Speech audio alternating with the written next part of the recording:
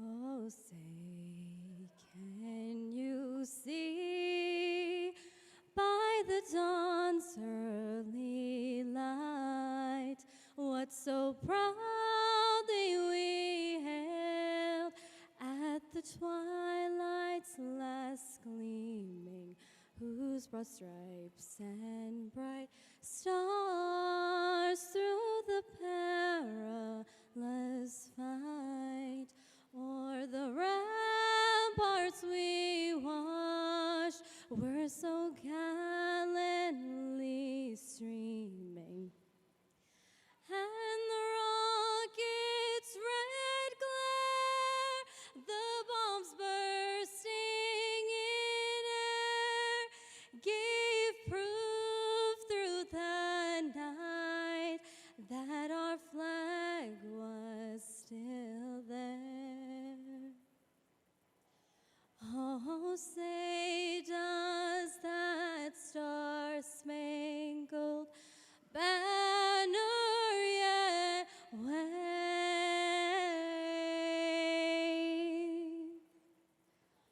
o'er the land of the free and the home of the brave?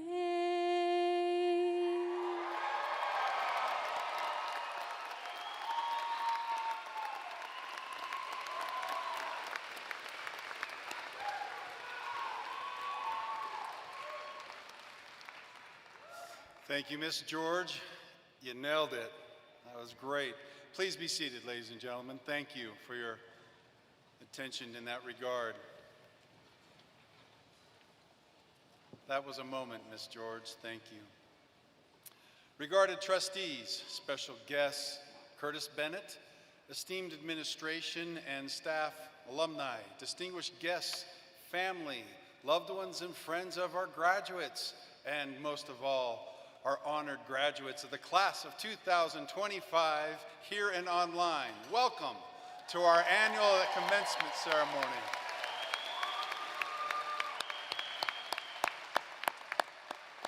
Welcome to our annual commencement ceremony of Rocky Mountain University of Health Professions. I would like to welcome to the stage Garrett Perry, a Master of Medical Science graduate who was recognized with the 2025 Best of State Award for Best University Student in the state of Utah.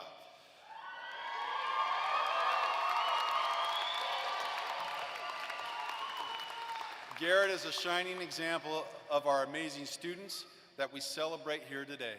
Mr. Perry, the floor is yours.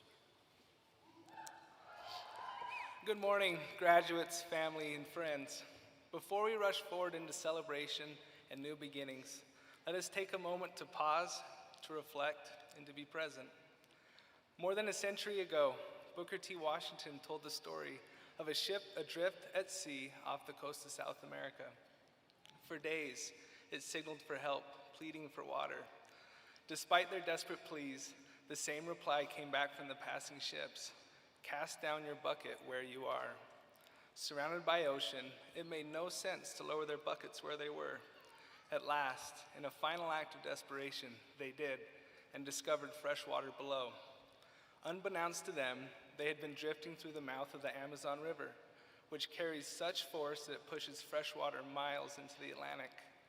They were unaware that what they truly needed was already there. Today, graduates, as we stand on the edge of our own unknown waters, this story invites us to look inward and around us, to realize that strength, clarity, and purpose often come not from distant places, but from within. There will be times when we feel adrift, uncertain, overwhelmed, or even lost. In those moments, may we remember to cast down our buckets, to draw from the reservoirs within each of us, to trust the education we've earned, the training we've endured, and the mentors who have shaped us, and to hearken back to the compassion that has called us to our field in the first place. As we move forward, graduates, may we do so with confidence, not because we know everything, but because we know where to turn, how to listen, and how to serve. Congratulations, class of 2025.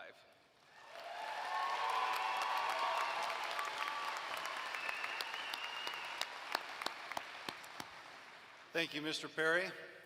Graduates of 2025, congratulations. Doesn't that sound good? Graduates. Today marks the culmination of years of effort, sacrifice, resilience, growth, and a lot of dreaming. You've earned this moment of celebration, and we all who are here in this arena, online, and with you here today, are excited to share with you in this magical, memorable moment. Look around. Seriously, look around. Take it in. Remember this. You know what this moment needs, though? It needs a little. Well, hey, no.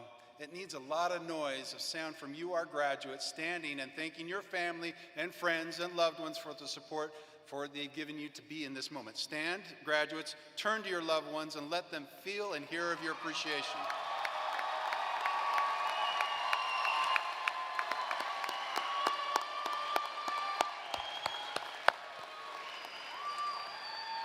You know you wouldn't be here without them, but don't sit down yet. You've been blessed to have amazing faculty near you. Now let them hear and feel your appreciation. Thank you. You may be seated now. We truly are very, very proud of you.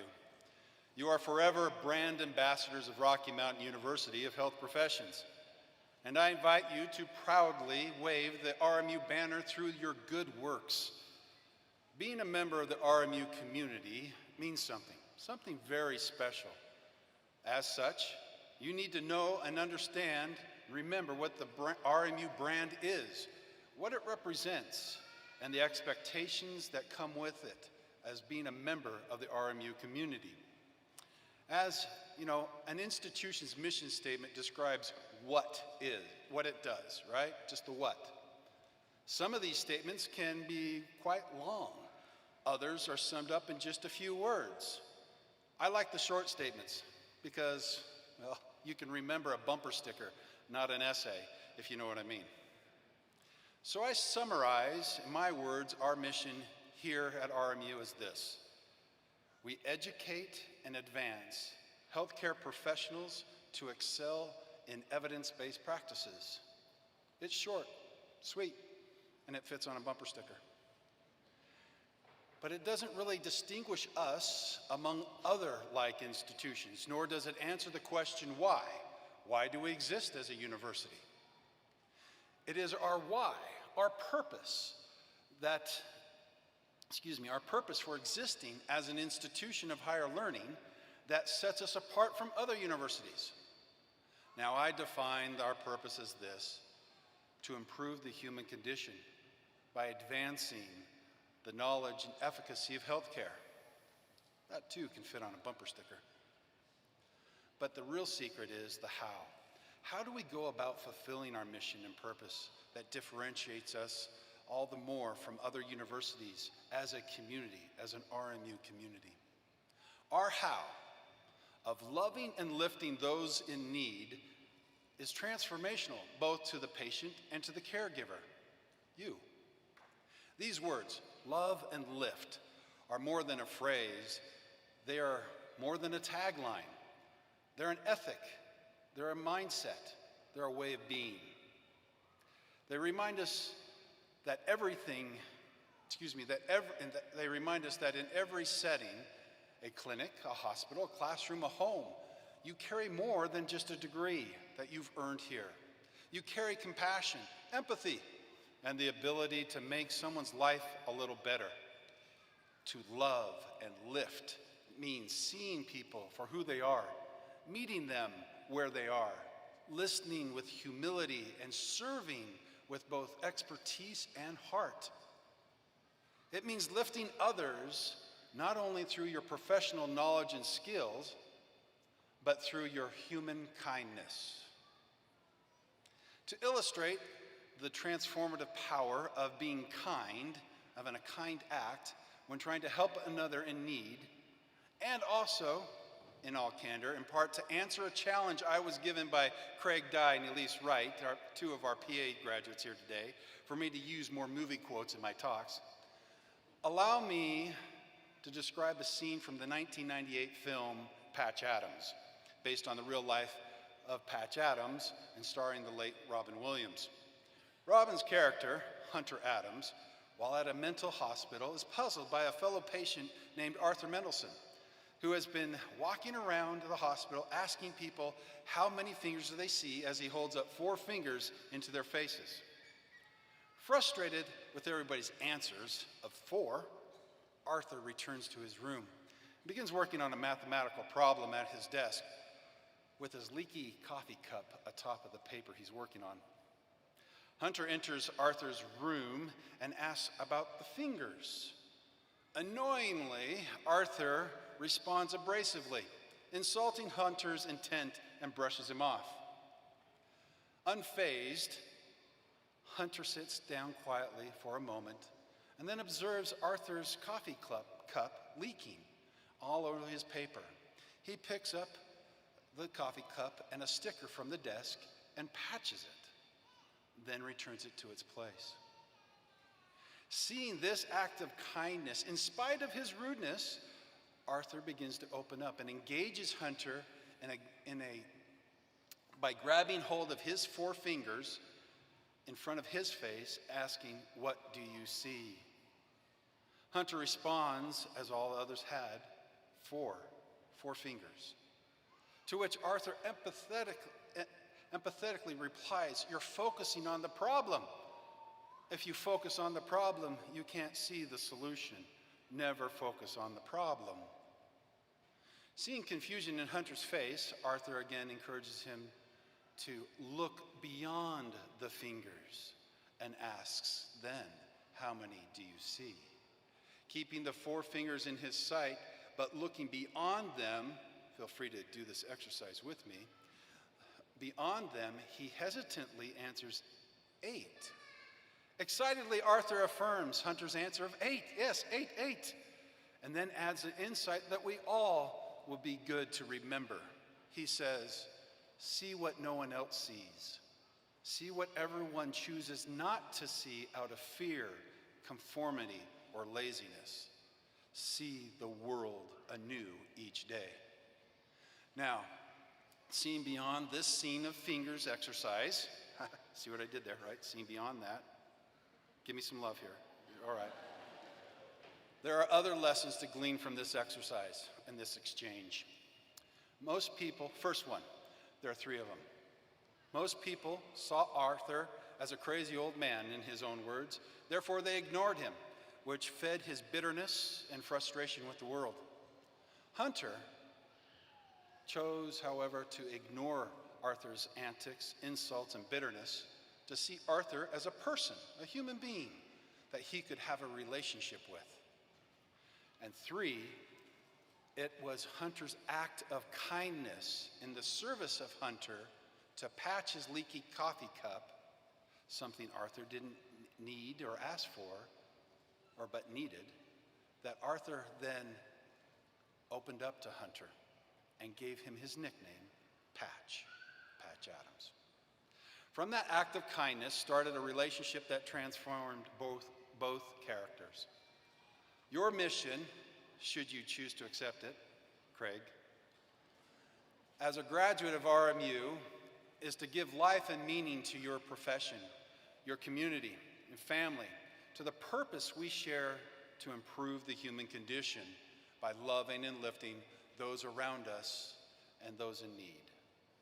When you see the logo on the shield of RMU, see it with your hand in it.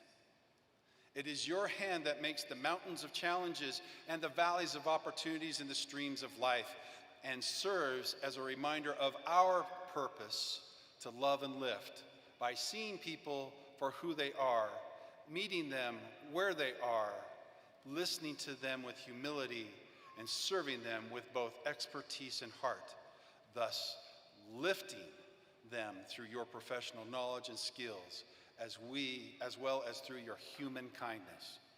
You leave here not only as an occupational therapist, physician's assistant, nurse practitioner, counselor, speech-language pathologist, researchers, or educators, but as compassionate, dedicated professionals who will make a difference by how you choose to serve those you engage in your careers, your communities, and in your homes.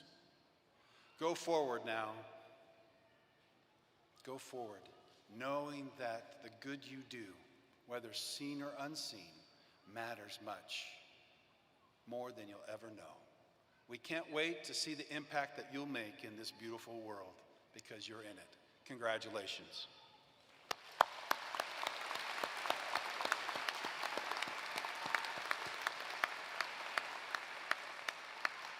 I would now like to invite Dr. Melissa Martin, the Executive Vice President of Academic Affairs and Provost here at RMU, to present the Alumni, Faculty, and Student Awards. Dr. Martin. Thank you, President. When we gather for commencement each year, we like to recognize alumni and students for their efforts and achievements. They are, of course, lifted by our exceptional faculty. At this time, we're proud to honor the recipients of RMU's 2025 University Teaching Awards, Dr. Rodre Purcell, Dr. Sarah Nottingham, and Dr. Reagan Furman, whose bios are listed in the program. Dr. Furman, an assistant professor in our entry-level Doctor of Occupational Therapy program, received the 2025 Rising Star Teaching Award. Dr. Nottingham, an adjunct faculty member with RMU's Doctor of Philosophy and Health Science program and the director of the athletic training program at the University of New Mexico, earned the 2025 Adjunct Faculty Award. And Dr. Purcell, an associate professor for RMU's entry-level Doctor of Physical Therapy, merited the 2025 Hartgraves Award for Excellence in Teaching. The Hartgraves Award is the highest honor designated for an active faculty member of RMU and recognizes a strong history of exceptional and dedicated teaching at our institution. Let us congratulate Dr. Purcell, Nottingham, and Furman, and thank you for consistently making a positive impact on our students, our academic programs, our university, and our community. If you will, please join me in applause.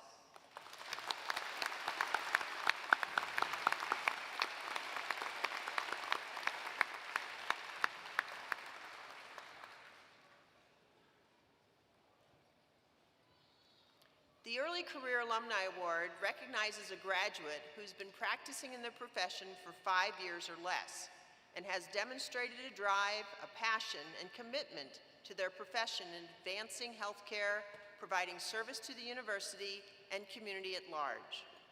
This is a special one to me because last year, Dr. Kirsten Thornhill was hooded right here on this stage as a graduate of our PhD program.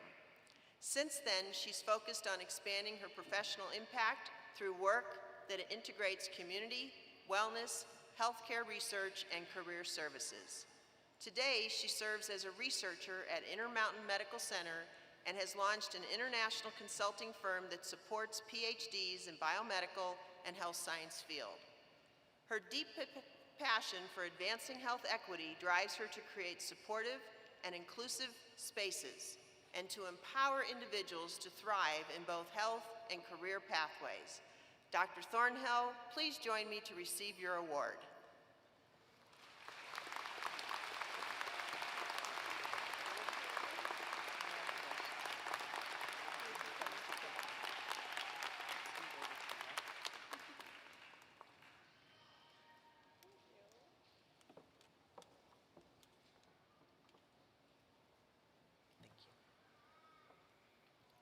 The Outstanding Alumni Award recognizes a graduate from RMU's program for their distinguished contributions to their profession and for service to the university or community at large. Dr. Nick Rainey graduated from RMU's Doctorate of Physical Therapy program in 2013. Dr. Rainey delivers care in his private practice in Arizona and teaches a variety of continuing education programs and courses and is also an adjunct faculty at Tufts University in Phoenix. Each year, he accepts multiple RMU students into his clinic for immersive 24-month internships, providing hands-on training, a high-caliber learning environment. He demonstrates an unparalleled commitment to student development, and his mentorship leaves a lasting impact clearly reflected in the achievements of RMU graduates of which he guides. Dr. Rainey, please join me at the podium.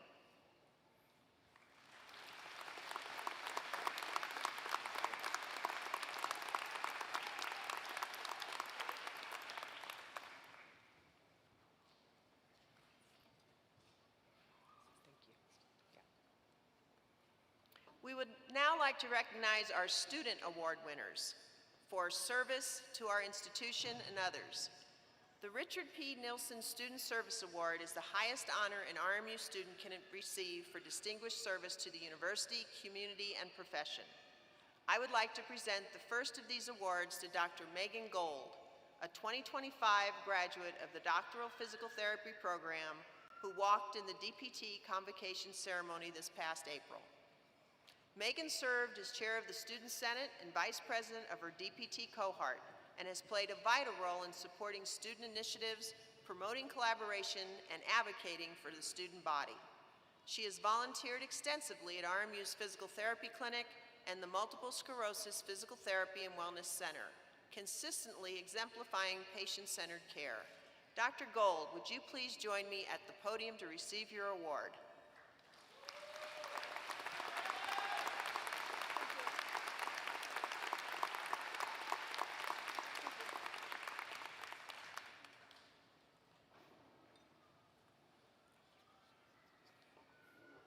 The recipient of this award is also a graduate speaker, Miss Juliet Bradford.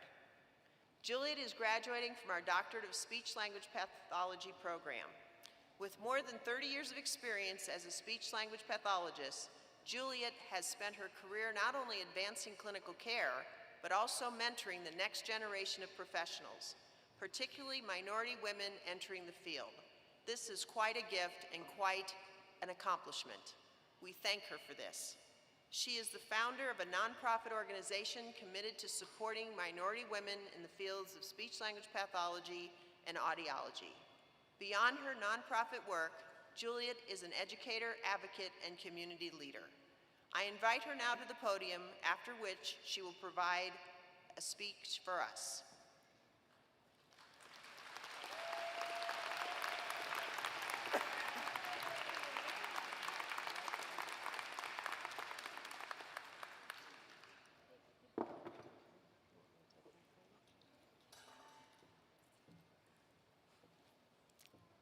Greetings, distinguished faculty, proud families, devoted friends, and most of all, my fellow graduates.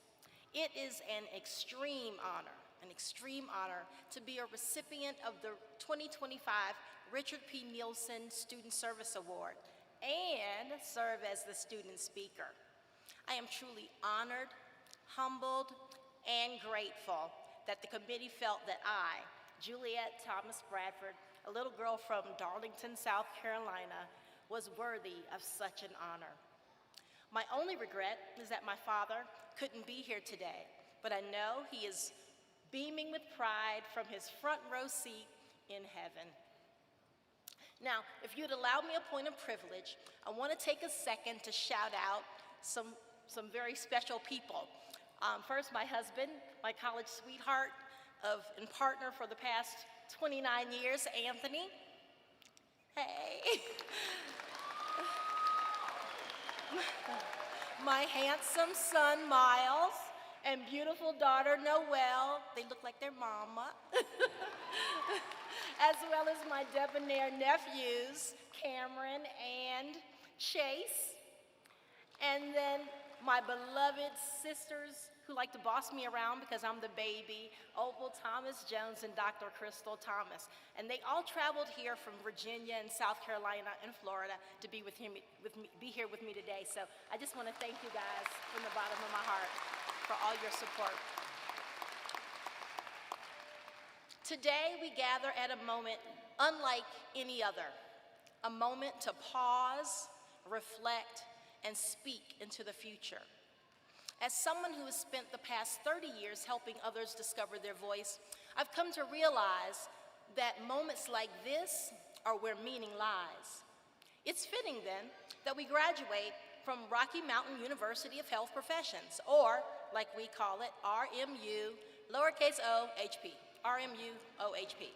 6 letters that are a guiding acronym that not just for where we've come from, but for who we are becoming.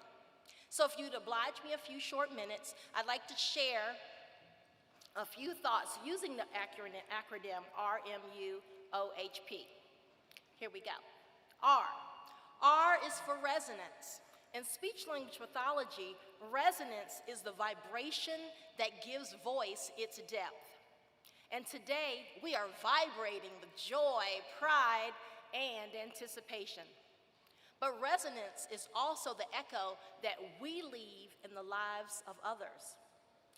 As healthcare professionals, educators, and service-minded leaders, we must ask ourselves, what will my voice carry into the world? And what kind of echo will I leave behind? Let your values resonate louder than your credentials, and let empathy resonate beyond expertise. M. M is for mentorship. None of us walked into this journey alone. We were guided, shaped, and sometimes even rescued by professors who challenged us, peers who supported us, and patients and students who taught us. Shout out to my RMU sisters out in the audience there, and my cohort mates who answered my calls and didn't send me to voicemail when I was calling struggling because I'm technologically challenged. But thank you, I love you guys. Mentorship is not just about hierarchy or age, it's about humanity. Let us not only pay it back, but pay it forward. Because true leaders cultivate other leaders. Let us be the hands that steady the next climber, the ears that listen without judgment, the hearts that hold space. U is for understanding. Understanding is the very soul of healthcare. It begins not with answers, but with questions. Not with speech, but with silence. In our work, we meet individuals at their most vulnerable moments, when voices falter and words fail, when anxiety is at its worst, when the body is not what it used to be. We are trained not just to rehabilitate, but to understand. So, as we move ahead, let us not just diagnose, but dignify, not just treat, but truly see. Lowercase o is for opportunity. The lowercase o reminds us that opportunity, it isn't always obvious. Sometimes it's disguised as difficulty, as rejection, as redirection. Every missed chance was making room for something greater. You chose the challenge of your field, knowing the stakes, the complexity, the cost, and yet here we are, bold, brilliant, and ready. Now, opportunity waits for us, not as privilege, but as responsibility. H. H is for healing. What more sacred act is there? Healing takes many forms. It's a whispered word, a shared silence, a hard truth spoken with kindness. Healing isn't just clinical, it's cultural, it's relational, and it's linguistic. We don't just fix voices, my fellow speech-language pathologists, help people walk, my physical therapy friends, help with ADLs, my occupational therapy friends, take temperatures and blood pressures, my nursing friends, or teach coping strategies, my mental health friends, and we restore identity. That's what we do. We restore identity. We don't just rehabilitate. We remind people who they are and whose they are. That is the sacred power of our profession. Lastly, P. P is for purpose. Purpose has always been the why beneath the what, the heartbeat behind or beneath the skill set. For me, purpose has meant waking up every day to ensure someone else's voice isn't lost. And today, I use my voice to inspire yours. Now, you know, your purpose may evolve, it may surprise you, but it will always, always find you. If you stay curious, compassionate, and courageous. So, my fellow graduates, as we walk across this stage and into our future, remember, Rocky Mountain University of Health Professions is more than a name. It's a calling. Our school founder, Dr. Richard P. Nelson, had a vision, and we are all heirs. Since 1998, our beloved RMU has trained the best and the brightest, us. Healthcare professionals who are change makers, innovators, and trailblazers who believe that excellence and compassion go together. So friends, let your voice carry resonance, be a light through mentorship, lead with understanding, seek opportunity, offer healing, and never lose sight of your purpose. Congratulations, class of 2025. Our voice is exactly what the world needs. And before I go, I do have to say thank you to my mom who is watching from the video. She'll kill me if I don't say, hey, Mom. So thank you guys so much. Congratulations.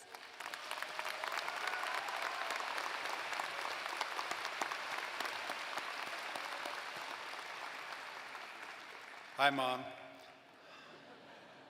Thank you, Mrs. Bradford, soon to be Dr. Bradford. All right. Thank you very much for your inspiring words. And congratulations again to these outstanding individuals who were recognized for their efforts of achievement. You all truly embody what it means to love and lift those you work with. Now, I have the distinct honor of introducing Mr. Curtis Bennett, a personal friend who will be delivering our commencement address here today. Mr. Bennett is a visionary leader with over 30 years of experience transforming organizations, empowering individuals, and building meaningful community impact. He is the former executive director and current board advisor of One Kind Act a Day, a nationwide movement committed to inspiring intentional acts of kindness and cultivating a culture of compassion. He's the ideal speaker for us in that regard. He has also dedicated much of his life to his mission-driven work, working with many nonprofit organizations such as Cause for Hope, Mentors International, and the Church of Jesus Christ of Latter-day Saints. Mr. Bennett believes deeply that kindness is not only teachable, it's essential. It can be practiced anywhere and must belong everywhere. Please join me, ladies and gentlemen, welcoming Mr. Curtis to the podium. And Mr. Bennett.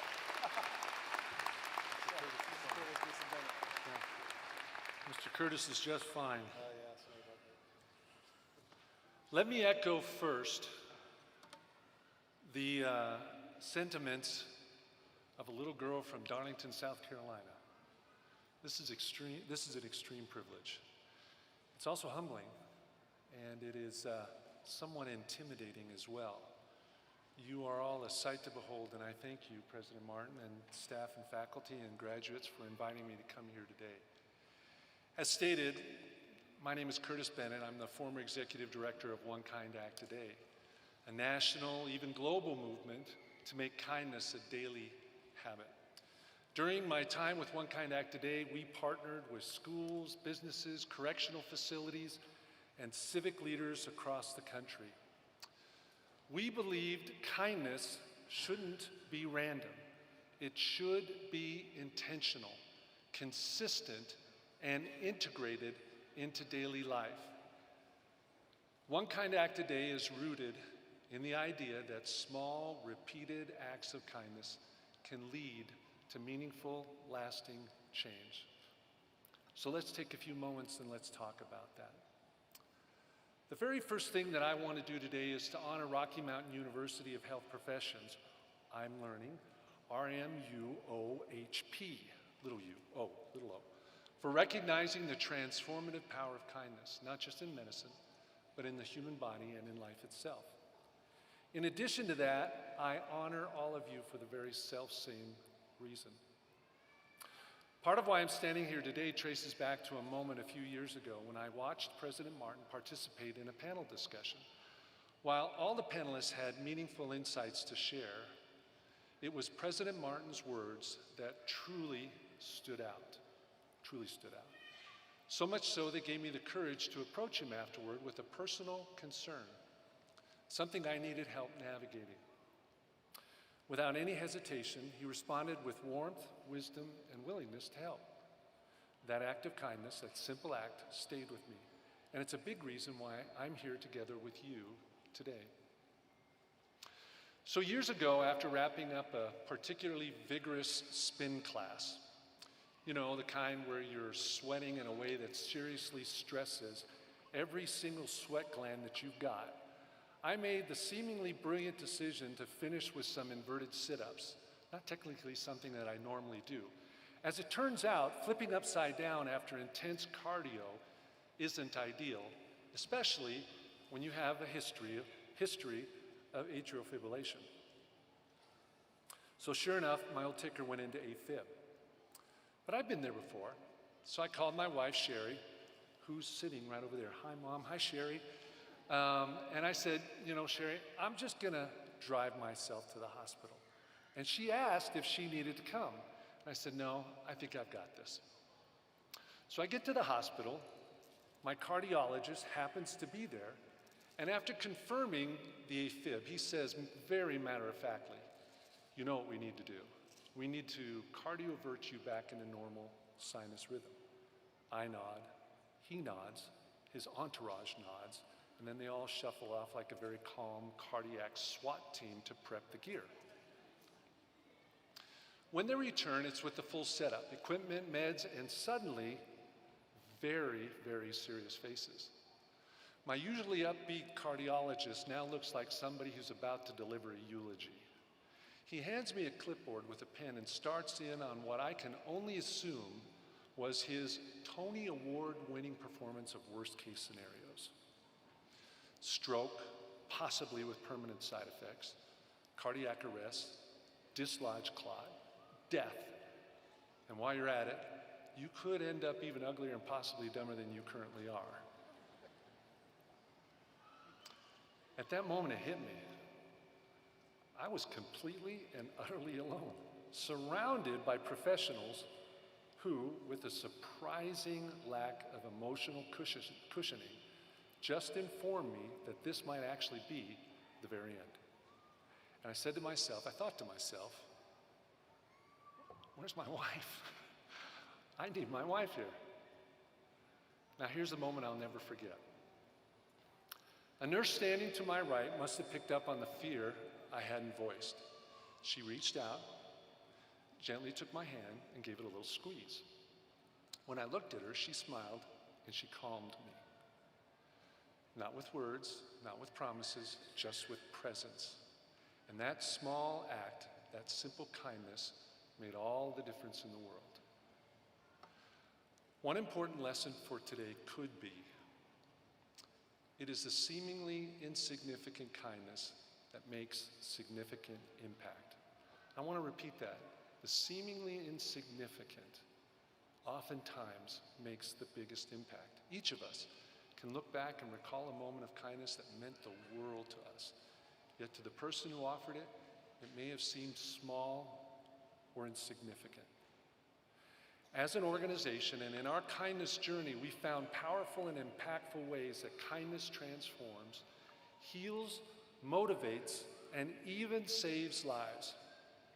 Now, if I go to the doctor and get diagnosed with high blood pressure, I know exactly what's going to happen. I know exactly what's coming. The doctor will lean back, sigh like it's my fault personally, and then proceed with a list of the usual suspects. Lose weight, exercise more, cut the salt, manage your stress, get better sleep. Oh, and here's a prescription the length of a Walgreens receipt. And that's usually where it stops. But here's the kicker. Research shows that if I added kindness into my life, just regular, intentional acts of kindness, the impact on my health could be nearly as powerful as all the other prescriptions combined. Now let me get this straight. I can't have chips anymore. I have to start jogging, which I really hate to do. I need to sleep like a baby. And I have to magically remove all stress from my life like I live in some kind of bubble bath commercial. But not once has my doctor said, have you tried being kind? It reduces stress. Oh, kindness is practically nature's free medicine. It reduces stress, lowers blood pressure, improves sleep, boosts relationships, and get this, studies show it actually makes you more attractive.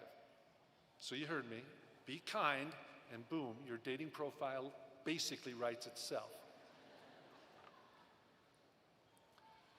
Now, no, kindness isn't going to cure a terminal illness. It won't regrow a missing limb or turn you into a Marvel superhero. But compassion, service, and kindness have been shown to ease the emotional and even physical pain associated with chronic illness. It's not a miracle drug, but it's definitely a medical marvel that fits in your pocket and costs exactly $0. So the next time your doctor rattles off a list of life-altering prescriptions, just ask, okay, cool. But let me ask, how many random acts of kindness should I be taking daily? This book, The Wonder Drug, by Dr. Stephen Trzeciak, I had to ask him how to pronounce that. You asked me that question, so I'm going to call him and I'm going to ask him, how do you pronounce that? Dr. Trzeciak is a powerful book grounded in science and experience. It began as a research journey into what truly impacts patient outcomes. And what Dr. Trzeciak found was surprising. Kindness is not just a virtue. It's truly a medical advantage. This book explores the profound evidence-based ways compassion improves lives, both for those who give it and those who receive it.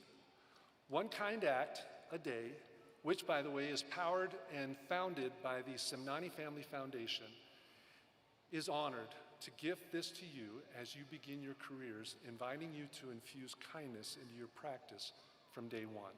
From day one, I encourage you to read this book. Dr. Trzeciak says, the body is a machine and the brain is the smart computer that operates it. Giving behaviors and attitudes are the super refined, unleaded fuel that allows your body and brain to function at its best. When you run on altruism, you get many of the same biological benefits of exercising, eating right, and getting a good night's sleep.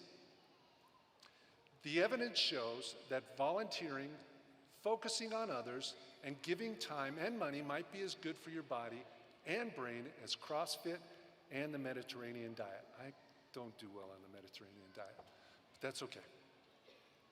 Dr. Trzeciak also says, by taking your live to give prescription,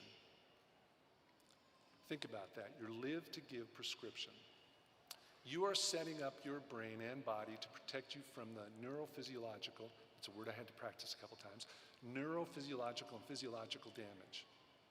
Abundant research shows that if you perform random acts of kindness every day, it will not only reduce your stress, anxiety, and depression, but it will make you, as well as the person you've helped, feel calmer, healthier, and happier. By focusing on someone else, you can change your biology for the better, from the inside out, from your brain down to your toes. So serving others is a mental health therapy that every single person can access.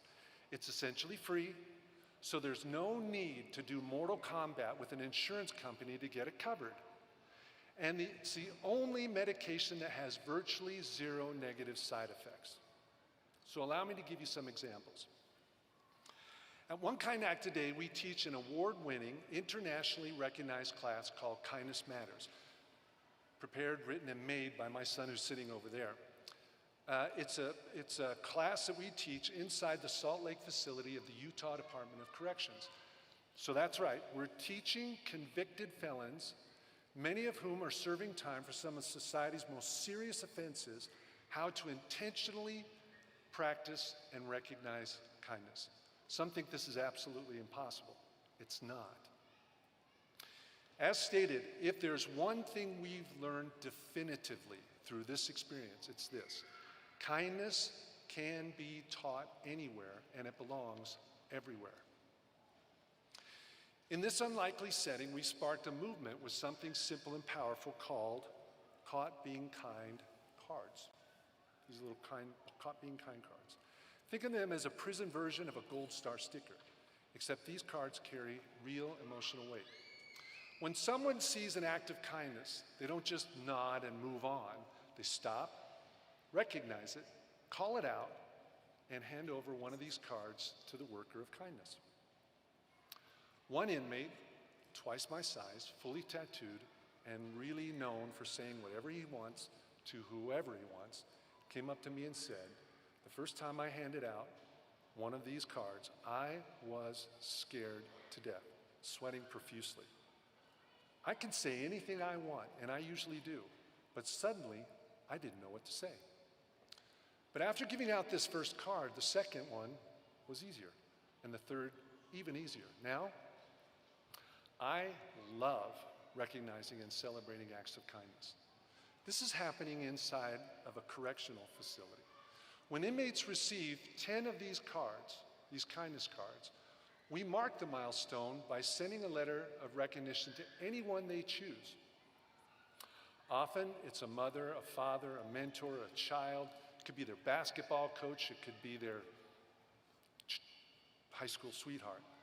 The letter states that their loved one has been recognized by their peers for consistent acts of kindness in a place most people assume is devoid of compassion, and it's changing lives. One female inmate approached me and said, I got a phone call the other day. I replied, that's great. She looked at me very seriously and she said, no, you don't understand. I don't get phone calls, ever. Really, I asked. So who called you? My mother. Your mother doesn't call you? No. She swore me off 25 years ago when I started getting into trouble and going in and out of jail. So what made her call? That letter, she said. You mean the one we sent her? Yeah. She wanted me to know that she was proud of me and that she loved me. And now they talk all the time.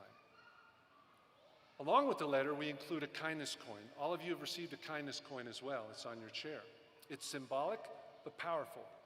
One inmate spoke to his 10-year-old son who struggles with anger. He told him, you keep that coin in your pocket. And when you start to feel angry, take it out and squeeze all your anger into that coin. His son later called and he said, very excitedly, Dad, this is starting to help. This coin and that conversation gave a father in prison the opportunity to be able to have a teaching encounter with his son. Another inmate sent the kindness cards to his daughter in Texas. She showed those cards to her teacher. The teacher loved them so much, she now uses them in her classroom. One little girl brought the kindness coin to school for show and tell. She took the coin and brought show and tell. She stood up in front of her class and beamed with pride as she said, "This is from my dad. He's in prison, but he's helping people be kind." Parenthetically, this inmate is at least 6'5", 280 pounds, strong as an ox, and I have to tell you, he had tears in his eyes when he shared with me this story. The whole idea that his daughter was proud of him was something he never ever considered again. Another shared how he was having a horrible day. He lost his job in the prison, received bad news from home, and was stressed out of his mind. His cellmate could see he was struggling mightily, so he asked if he wanted to say a prayer together, and so they did. Later, he recognized how that prayer and his cellie calmed him, and then he later gave him a kindness card. He was telling this story in our class and said his cellie got really emotional when he handed him the card. The cellmate was sitting right next to him, and he said emphatically, "No, I didn't," trying to be really tough. But the inmate looked right at him and said, "Yes, you did." And then the cellmate looked down and admitted he was right and said, "I started to cry like a baby, actually." This isn't just about changing prison culture. It's radiating and extending far from there. It's about healing. It's about families, building bridges, and restoring dignity. One mother was so proud she called everyone in her neighborhood. And I could tell you 1,000 stories and then 1,000 more. You cannot tell me that kindness doesn't transform people. Because I've watched it over and over. Even in the one place most people believe it couldn't possibly survive, but it has. Not only survive, but thrive. And let's keep in mind one thing. This is the Department of Corrections. It's not the Department of Punishment, and it's not the Department of Dehumanization. It's the Department of Corrections. We're there to correct behavior, and that's what we set out to do. So this is me. I just got a haircut, I think, as a dumb kid in Mesa, Arizona. Mesa, not Darlington. My parents, I was about 15 years old. My parents divorced when I was a young boy, 5 years old. Mom was actually a nurse. Nevertheless, we struggled mightily with the challenges of life. Our father, when he left, he was gone, never to be seen again. And over 20 plus years, I can count on one hand the times he fulfilled his financial obligations with his family. We grew up on welfare and lived in multiple homes. Now, this is not a sob story, it's just my story, and I love my story. Why? Because I am the product of the kindnesses of so many people who looked beyond that dumb kid. They let me play with their kids, brought me into their homes, let me eat at their tables, praised me when I was good, and corrected me when I needed it, which was a lot. I felt a lot of pats on my back and many boots on my backside. This is a picture of me the day after my 16th birthday. I'm standing next to our burned out car the day after I got my driver's license. I didn't do it. Someone the night before had gone on an arsonist's tear and lit 4 to 5 cars on fire, and we were one of the lucky ones. We had no insurance and no way to replace that car. So 16 years old, a 1-day-old license, and no car. You can imagine how traumatic my life must have felt at that time. So this is Dr. Eugene J. Swenson and his wonderful, amazing, marvelous, fantastic wife, Lviv. This is their 50th anniversary picture. These two are my heroes. They seemingly had everything. They had a beautiful home, they had a beautiful family. Everyone my age was in love with their daughter. He was a highly successful and respected surgeon. He was a great athlete. I remember being challenged by him to play racquetball, and he told me he'd even play me left-handed. Then he skunked me 11-0, and then he admitted he was left-handed. The day after the fire, Doc Swenson asked me to come by his home. He showed me his brand new Chevy Capri Classic, a Chevy Camaro, and his pride and joy, a Triumph TR6. I still to this day love that car. It's long gone. He said, I'll make you a deal. If you mow my lawns here at the house and at the apartments just down the road, I will let you drive any of those cars anytime you need to or want to if they're available. Now I'm 16. I'm a one-day-old legal driver, and he has just offered me use of his cars, and all I have to do is mow lawns? Deal. But here's the miracle. Something woke up in me that day because of that kindness. A great sense of gratitude, a great sense of responsibility, a great sense of motivation, a desire to work hard, and a desire to carefully respect his offer. Even more than all that was a great sense that a great man like Dr. Swenson saw me. He looked past the dumb kid and extended a kindness that was transformational. His wife was even kinder to me over the years.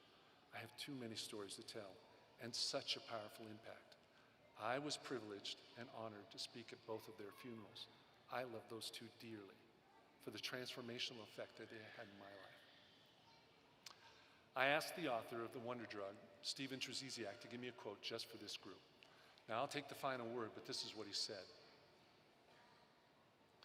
In a world that often seems divided, transactional, and impatient, let your compassion be a quiet act of rebellion, a powerful force for good, a statement of who you are and what you stand for. Now let that sink in for a second. A quiet act of rebellion, a statement of who you are. So, you are all entering the medical field, a place where your knowledge will matter deeply, but so will your kindness. Because your kindness can inspire, it can heal, it can lift, strengthen, and bring peace in moments that are often anything but peaceful. If we can teach kindness in a prison among individuals many have written off or dehumanized, then you can bring it to a patient in their scariest, most vulnerable moments. And the truth is, you don't need a white coat or a medical degree to be a force for healing.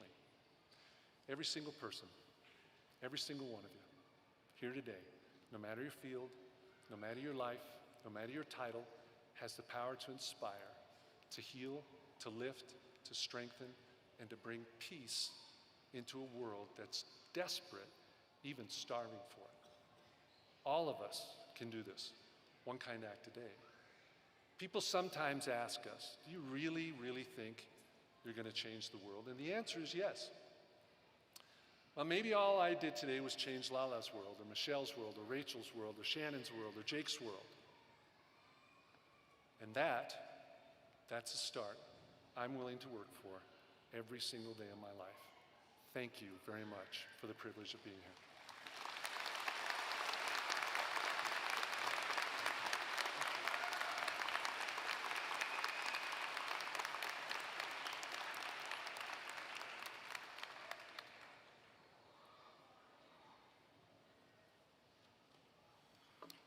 Thank you, Mr. Bennett, for your inspirational words. We really appreciate what you've done for not only this community, but communities beyond. As we prepare to confer degrees, I would like to explain the symbolism of the hooding ceremony. The hooding ceremony, which we are about to begin, demonstrates a symbolic academic gesture.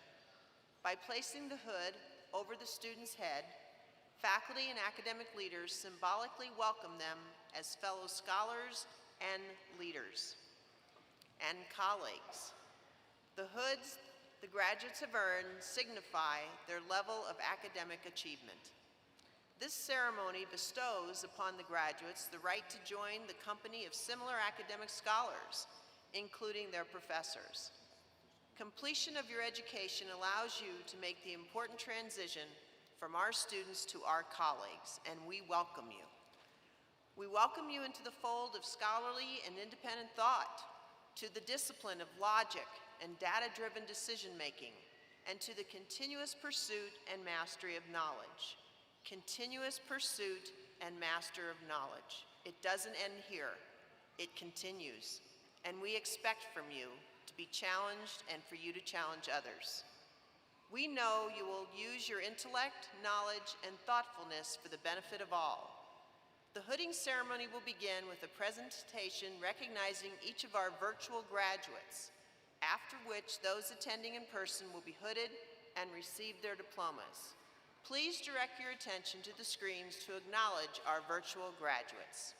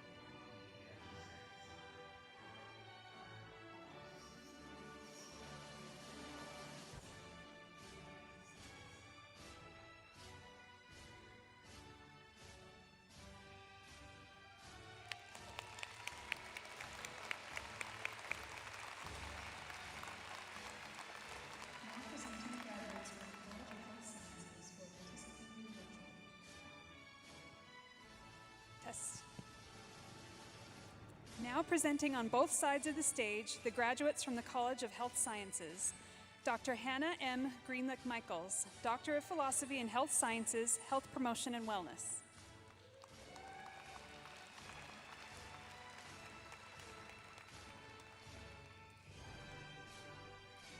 Lala Leonard Max Seuli Amu, Master of Science in Clinical Mental Health Counseling and Master of Science in School Counseling.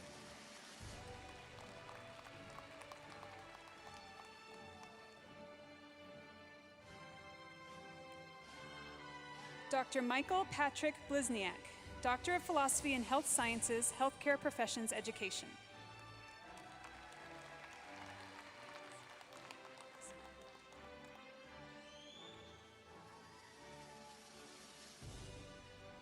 Michelle Asvet, Master of Science in Clinical Mental Health Counseling.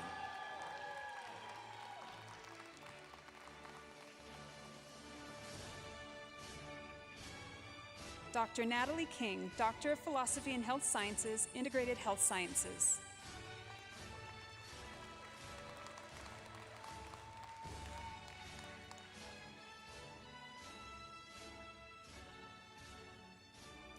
Rachel Ayers, Master of Science in Clinical Mental Health Counseling.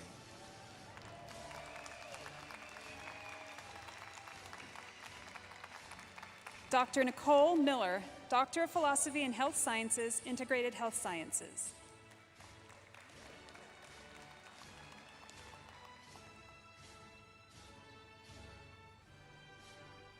Jessica Bradshaw, Master of Science in Clinical Mental Health Counseling.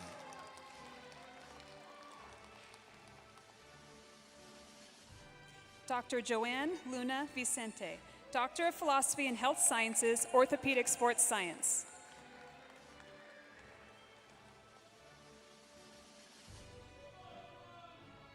Kimba Ann Brierly, Master of Science in Clinical Mental Health Counseling.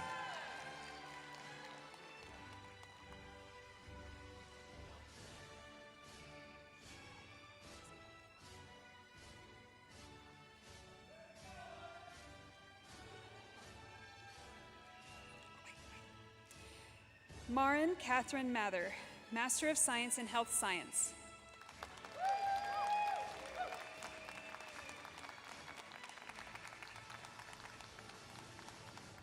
Stacy Bunton, Master of Science in Clinical Mental Health Counseling and Master of Science in School Counseling. Dr. Jonna Beard, Doctor of Nursing Practice.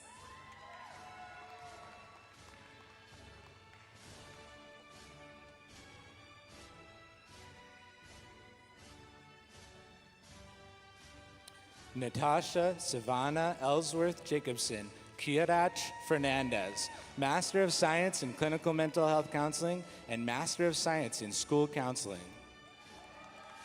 Dr. Darcy Lynn Chamberlain, Doctor of Nursing Practice, Executive Leadership.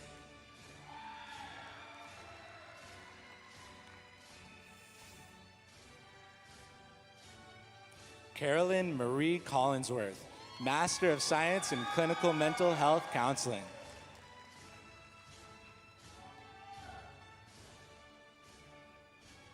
Michelle Anderson, Master of Science in Nursing, Family Nurse Practitioner.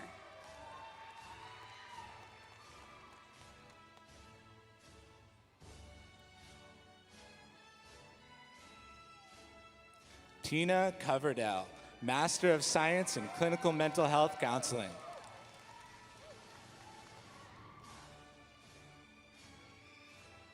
Heidi Baker, Master of Science in Nursing, Family Nurse Practitioner.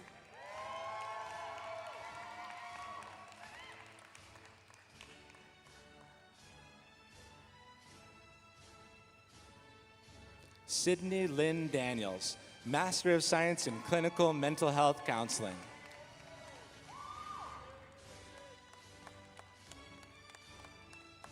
Zanaya Dazo, Master of Science in Nursing, Family Nurse Practitioner.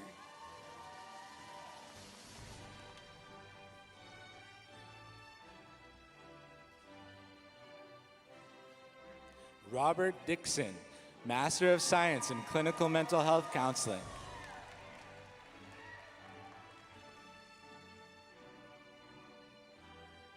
April Ekpezu, Master of Science in Nursing, Family Nurse Practitioner.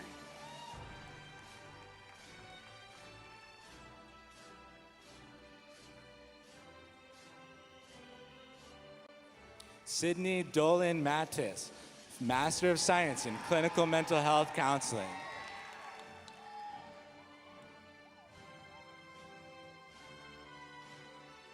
Daniel C. Fernelius, Master of Science in Nursing, Family Nurse Practitioner.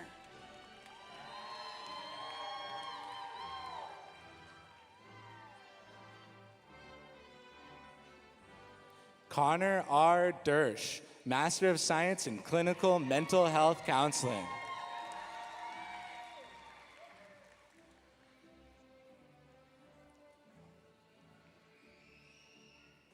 Melissa D. Gleed, Master of Science in Nursing, Family Nurse Practitioner.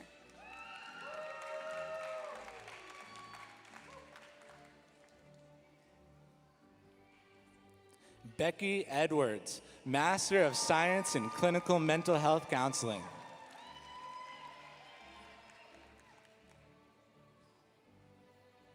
Scott Lewis Gonzalez, Master of Science in Nursing, Family Nurse Practitioner.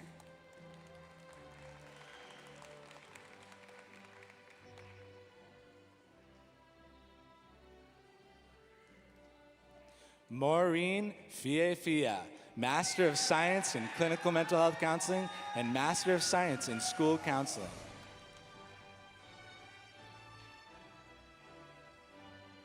Whitney Gujel, Master of Science in Nursing, Family Nurse Practitioner.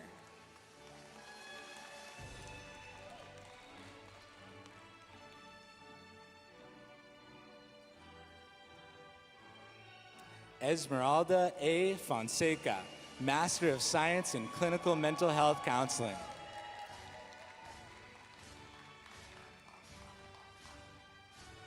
Camille Grill, Master of Science in Nursing, Family Nurse Practitioner.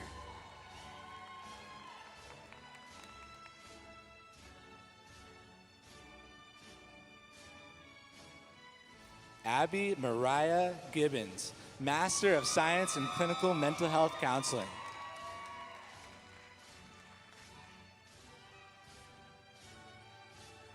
Sherry Gunn, Master of Science in Nursing, Family Nurse Practitioner.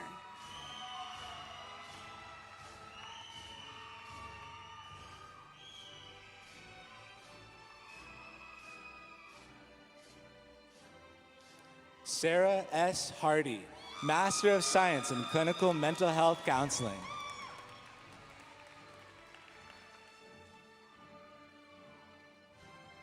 Shamila Hashimi, Master of Science in Nursing, Family Nurse Practitioner.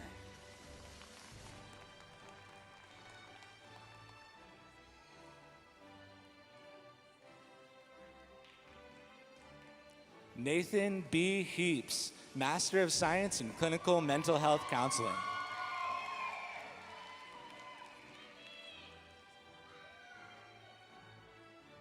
Indira Luzmila Gutierrez, Master of Science in Nursing, Family Nurse Practitioner.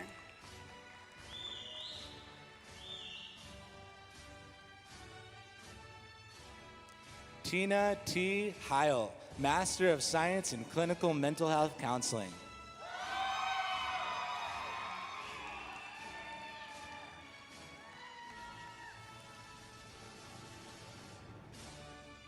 Zachary Jeffers, Master of Science in Nursing, Family Nurse Practitioner.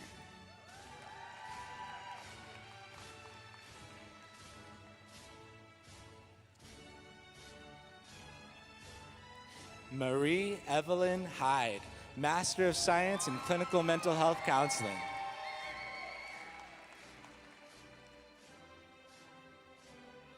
Riley Lovelace, Master of Science in Nursing, Family Nurse Practitioner.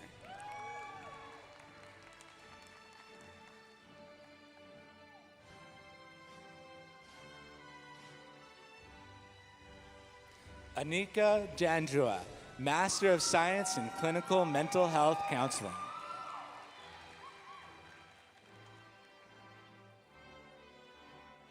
Jana McDonald, Master of Science in Nursing, Family Nurse Practitioner.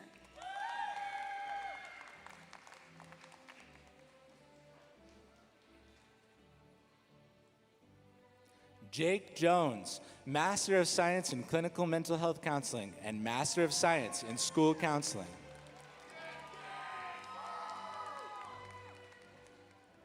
McKay Norton, Master of Science in Nursing, Family Nurse Practitioner.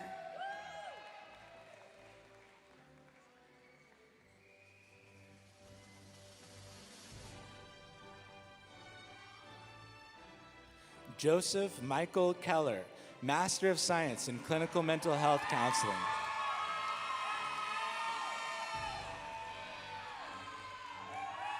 Molly Hart Oswood, Master of Science in Nursing, Family Nurse Practitioner.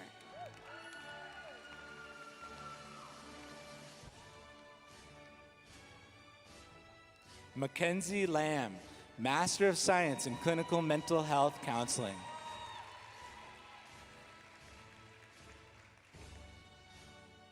Jamie Romney, Master of Science in Nursing, Family Nurse Practitioner.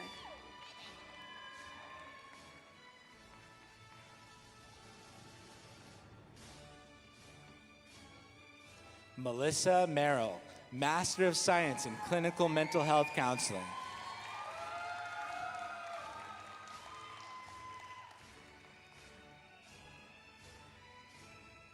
Madison Danielle Sherrick, Master of Science in Nursing, Family Nurse Practitioner.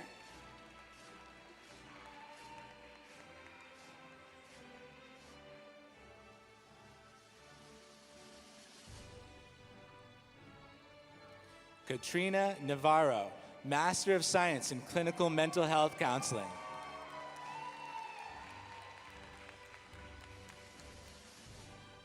Corrine Dix Shannon, Master of Science in Nursing, Family Nurse Practitioner.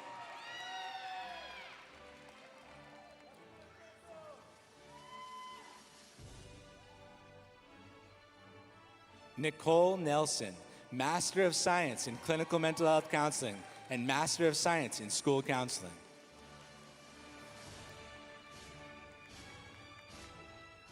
Anetta Sine, Master of Science in Nursing, Family Nurse Practitioner.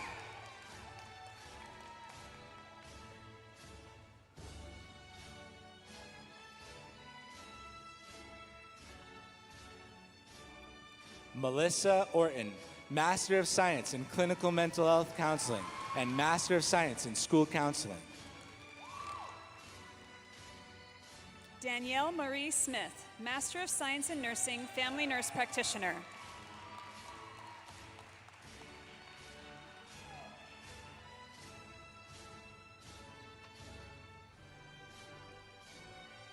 Ashley Painter, Master of Science in Clinical Mental Health Counseling.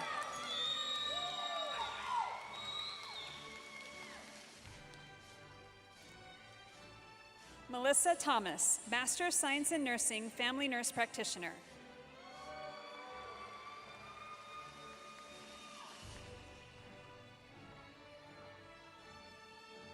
Catherine Dawn Peterson, Master of Science in Clinical Mental Health Counseling.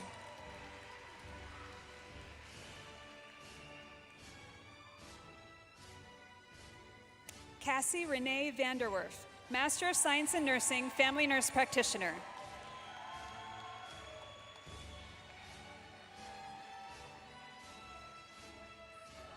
Michelle Kealani Robinson, Master of Science in Clinical Mental Health Counseling.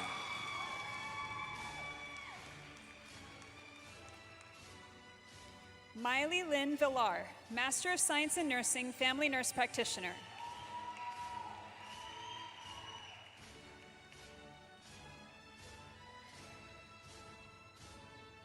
Abby F. Rogers, Master of Science in Clinical Mental Health Counseling and Master of Science in School Counseling.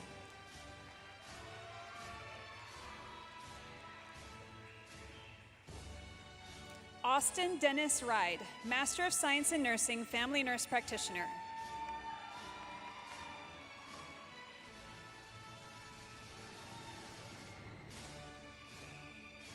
Jessica Morse Ryan, Master of Science in Clinical Mental Health Counseling.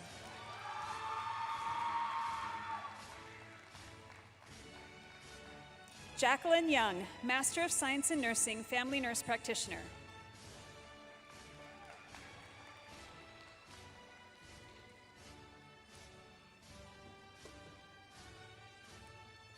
Stephanie Santana, Master of Science in Clinical Mental Health Counseling.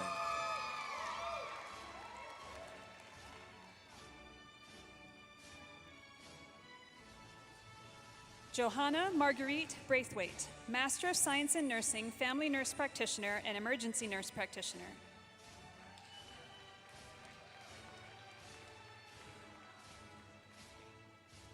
Matthew Joel Smith, Master of Science in Clinical Mental Health Counseling.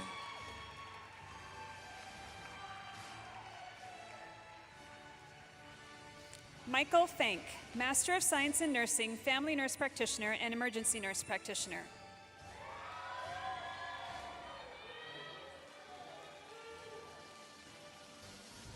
Sherry K. Sorensen, Master of Science in Clinical Mental Health Counseling.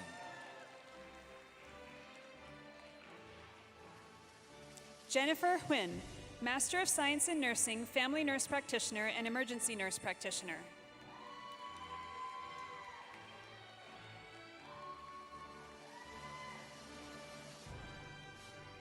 Bonnie Stewart, Master of Science in Clinical Mental Health Counseling and Master of Science in School Counseling.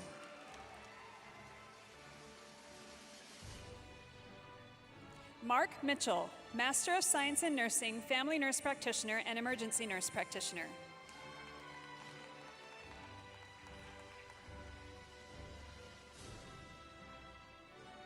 Melissa Jo Swap, Master of Science in Clinical Mental Health Counseling and Master of Science in School Counseling.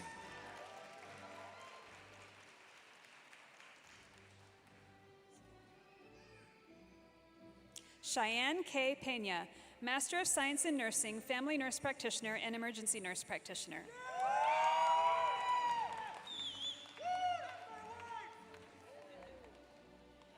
Ajrudi Vigil Vecchi, Master of Science in Clinical Mental Health Counseling.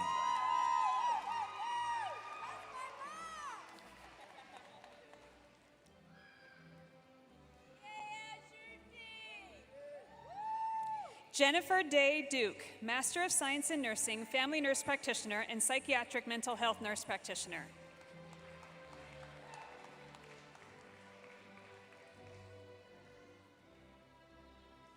Janessa Vincent, Master of Science in Clinical Mental Health Counseling.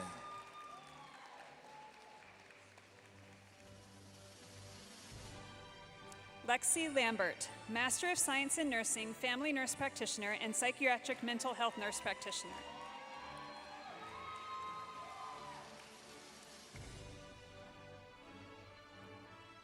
Alexis Diana Walker, Master of Science in Clinical Mental Health Counseling.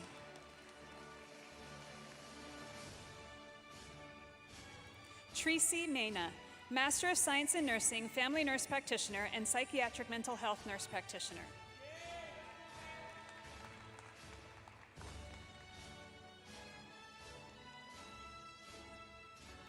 Isaac Wallen, Master of Science in Clinical Mental Health Counseling and Master of Science in School Counseling.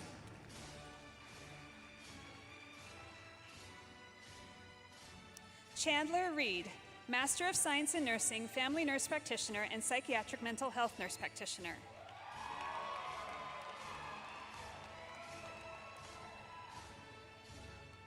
Brandy N. Zeiss, Master of Science in Clinical Mental Health Counseling.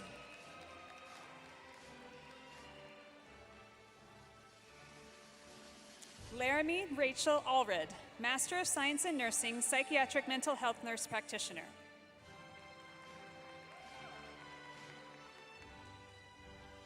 Shannon Kelly Badger, Master of Science in School Counseling.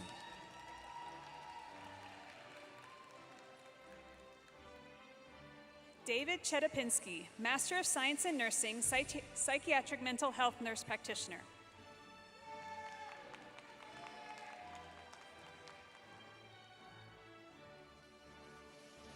Aniston Barnett, Master of Science in School Counseling.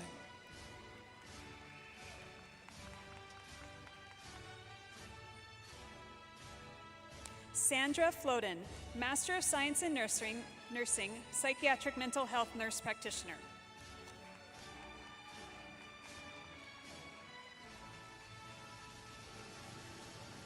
Michelle Kolb, Master of Science in School Counseling.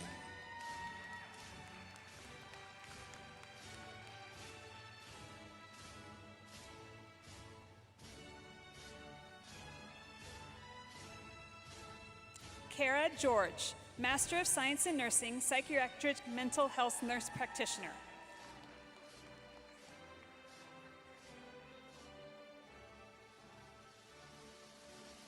Dawn Larson, Master of Science in School Counseling.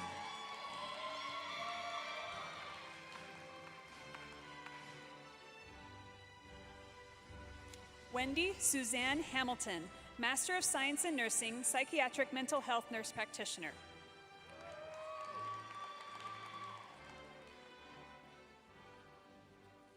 Jennifer M. Nash, Master of Science in School Counseling.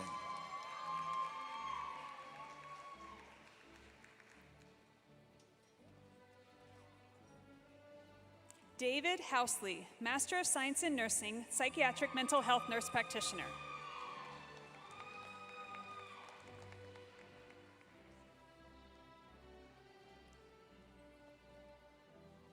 Jasmine C. Perlis, Master of Science in School Counseling.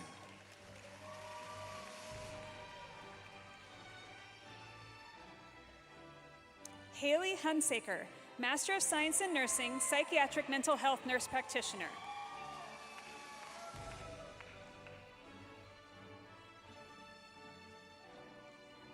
Sheila B. Unsworth, Master of Science in School Counseling.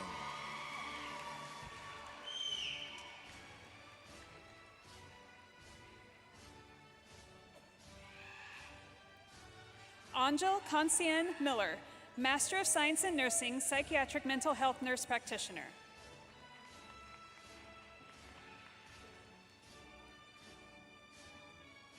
Laurie Harper, Clinical Mental Health Counseling Certificate.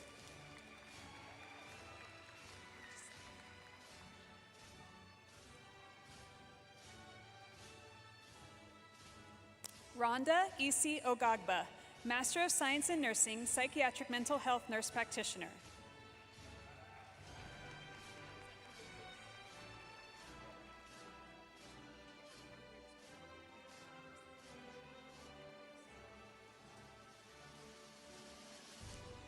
Now presenting on the left side of the stage, the graduates from the College of Rehabilitation Sciences. Dr. Christy Marie Alamo Ramos, Doctor of Speech Language Pathology.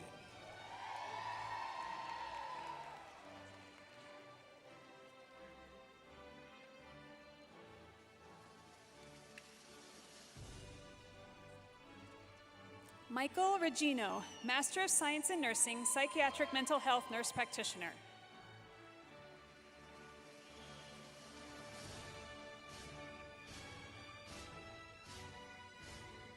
Dr. Alicia Alexandra Alonso Capas, Doctor of Speech Language Pathology.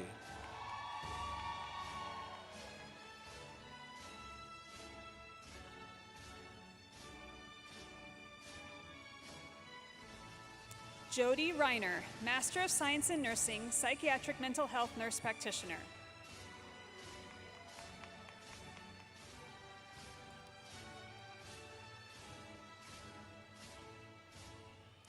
Dr. Stephanie Nicole Austin, Doctor of Speech Language Pathology.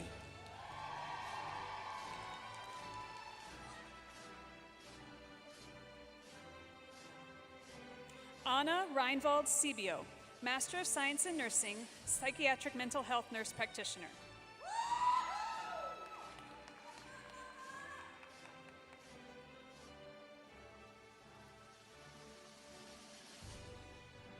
Dr. Stephanie Raymond Bowler, Doctor of Speech Language Pathology.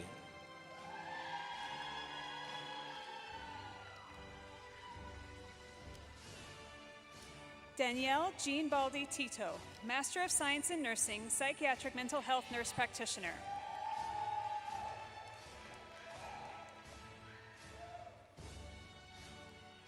Dr. Juliet Thomas Bradford, Doctor of Speech Language Pathology.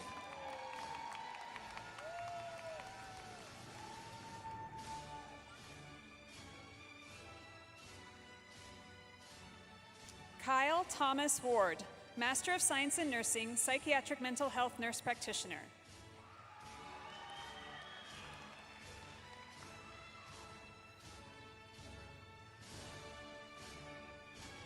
Dr. Jennifer Diane Burton Zufelt, Doctor of Speech Language Pathology.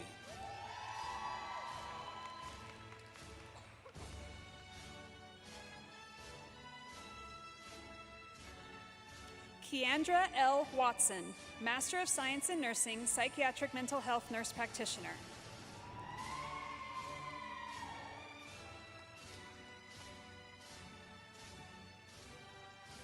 Dr. Lavon Francine Dawson, Doctor of Speech Language Pathology.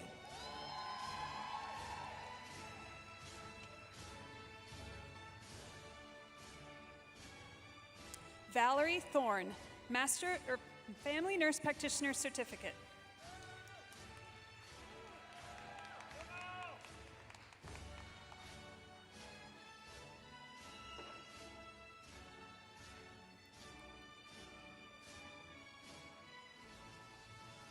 Dr. Amber Marquette Denham, Doctor of Speech Language Pathology.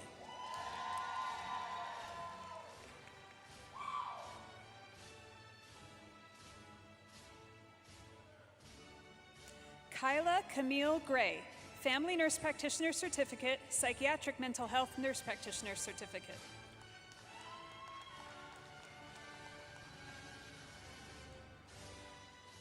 Dr. Susan Lynn Timko Gillian, Doctor of Speech Language Pathology.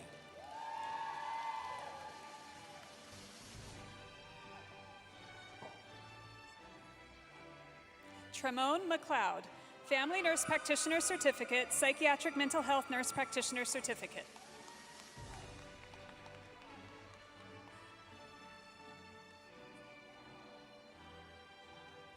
Dr. Desiree Tatiana Hernandez Chapa, Doctor of Speech Language Pathology.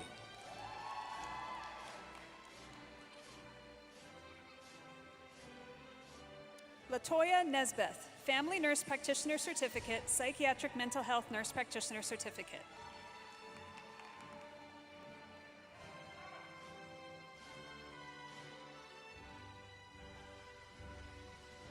Dr. Jamie Hitchcock, Doctor of Speech Language Pathology.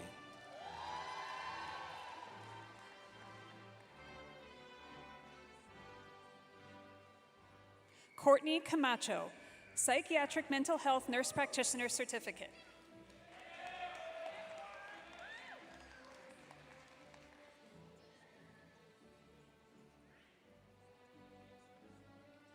Dr. Sheba Howard, Doctor of Speech Language Pathology.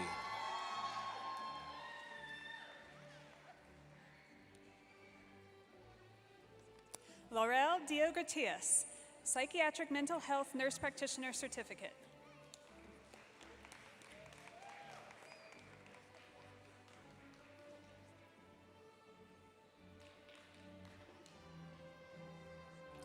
Dr. Camille S. Johnson, Doctor of Speech Language Pathology.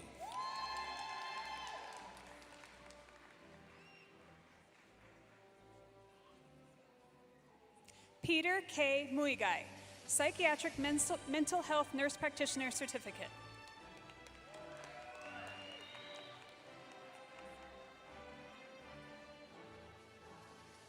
Dr. Taisha Renee Jones, Doctor of Speech Language Pathology.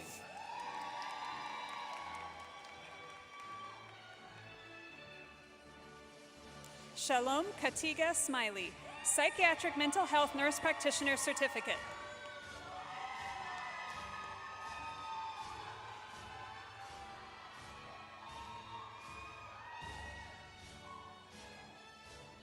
Dr. Caroline J. Kelly, Doctor of Speech Language Pathology.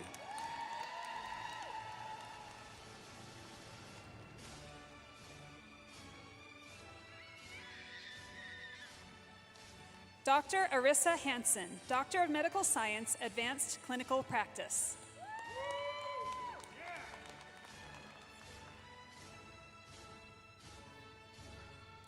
Dr. Dorothy Beth Kelly, Doctor of Speech-Language Pathology.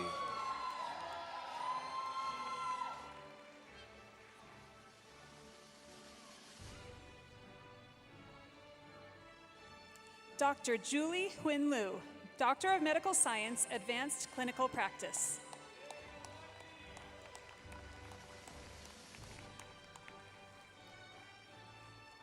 Dr. Victoria Lane Luna, Doctor of Speech-Language Pathology.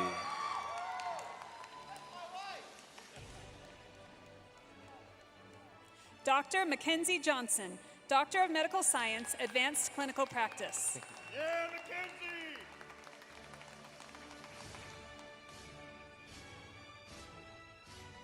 Dr. Ann Peavy, Doctor of Speech-Language Pathology.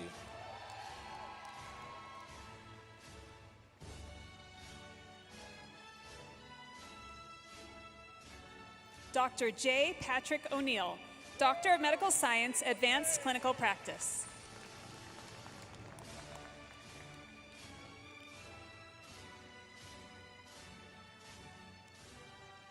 Dr. Jacqueline Ryszkowski Schaefer, Doctor of Speech-Language Pathology.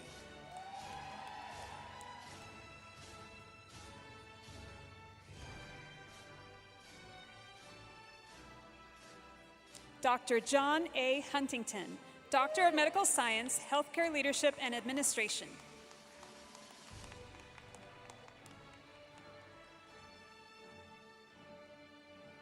Dr. Kristen Ann Reck Schulte, Doctor of Speech-Language Pathology.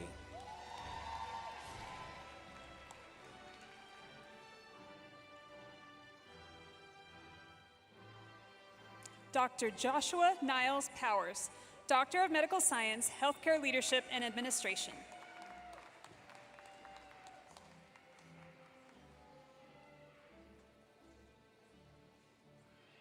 Dr. Bailey P. Sedlak, Doctor of Speech-Language Pathology.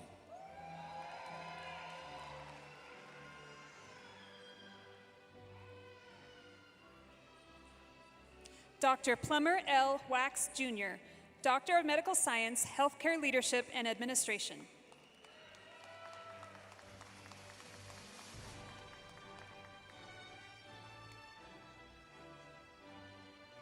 Dr. Julie Stewart, Doctor of Speech-Language Pathology.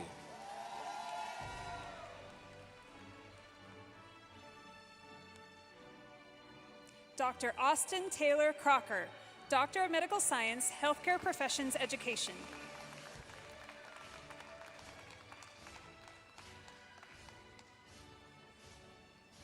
Dr. Dana Marie Serena Madsen, Doctor of Speech-Language Pathology.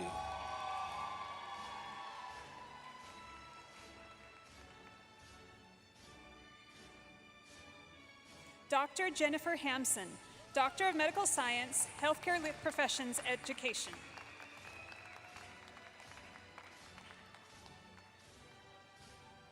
Dr. Tiffany Jonae Talaferro, Doctor of Speech-Language Pathology.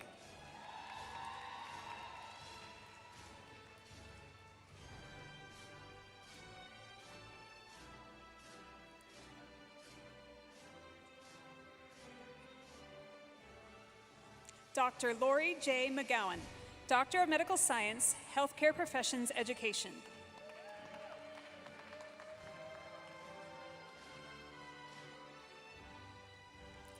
Dr. Monique M. Oy, Doctor of Speech-Language Pathology.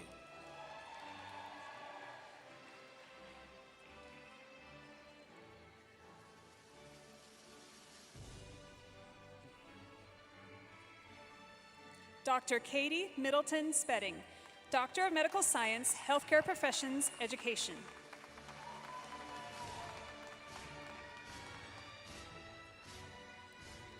Dr. Amanda Wallace, Doctor of Speech-Language Pathology.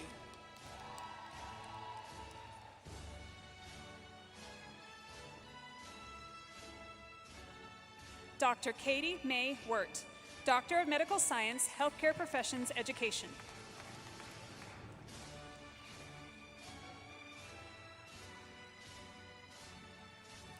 Dr. Michaela Banks, Doctor of Speech Language Pathology, Clinical Research.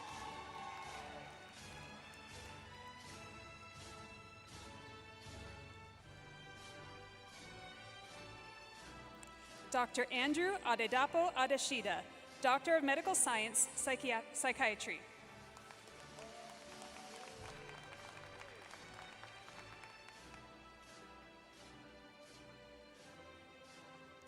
Dr. Caroline Benvenuti, Doctor of Speech Language Pathology, Clinical Research.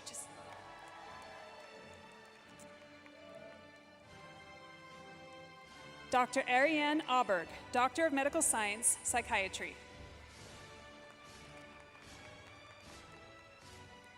Dr. Dominique Briscoe Robinson, Doctor of Speech Language Pathology, Clinical Research.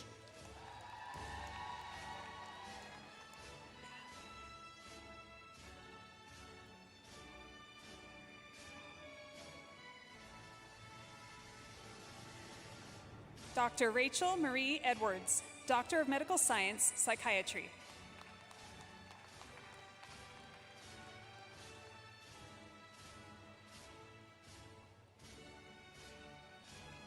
Dr. Linda Franco, Doctor of Speech Language Pathology, Clinical Research.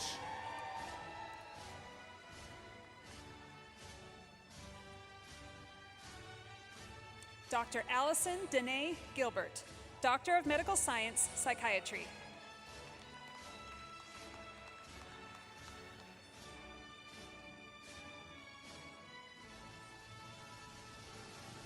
Dr. Alyssa Catherine Llewellyn, Doctor of Speech Language Pathology, Clinical Research.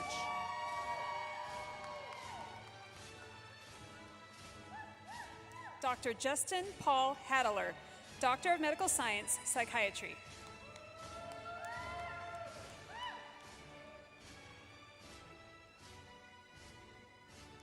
Dr. Jennifer N. Meese, Doctor of Speech Language Pathology, Clinical Research.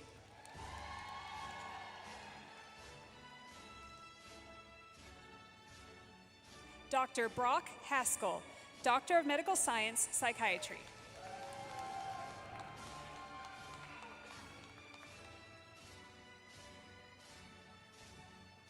Dr. Salvador Adrian Nunez, Doctor of Speech Language Pathology, Clinical Research.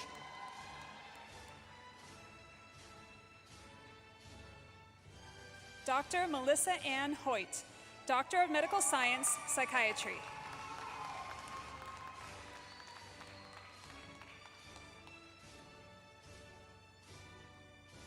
Dr. Taylor Ann Tori Peditella, Doctor of Speech Language Pathology, Clinical Research.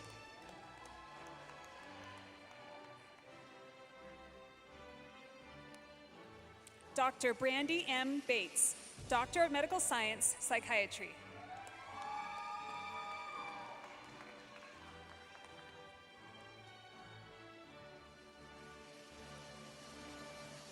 Dr. Heather Riddle, Doctor of Speech Language Pathology, Clinical Research.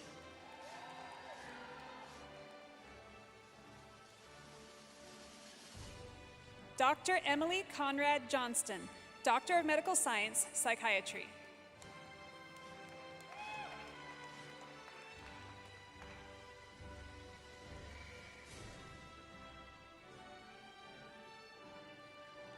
Dr. Callista Danae Rudd, Doctor of Speech Language Pathology, Clinical Research.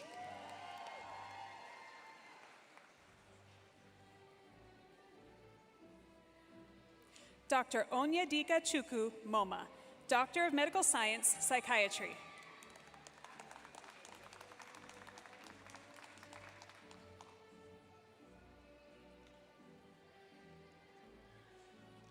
Dr. Kayla Layden Thurston, Doctor of Speech Language Pathology, Clinical Research.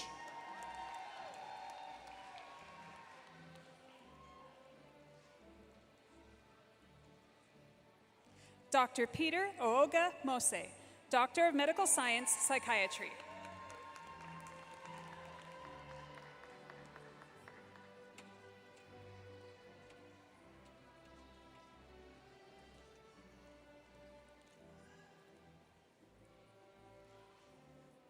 Dr. Olivia L. Wellhoff, Doctor of Speech Language Pathology, Clinical Research.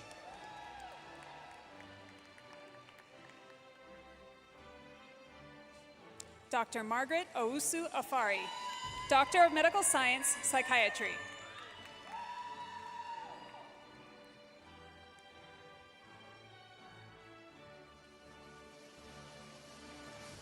Dr. Andrea Hust Wilcox, Doctor of Speech Language Pathology, Clinical Research.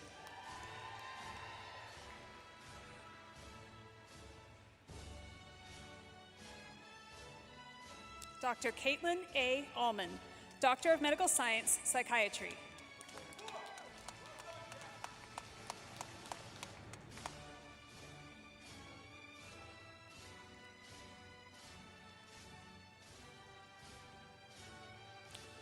Flor Esmeralda Ramirez Anguiano, Master of Science in Medical Speech Language Pathology.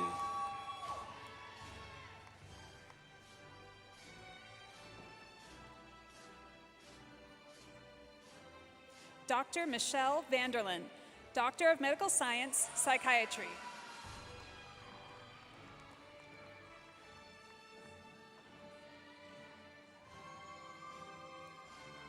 Kayla Marie Barker, Master of Science in Medical Speech Language Pathology.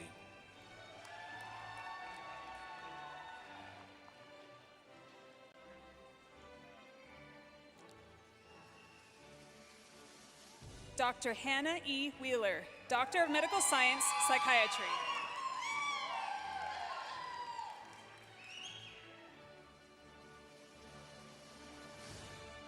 Rocio Martinez Barrera, Master of Science in Medical Speech Language Pathology.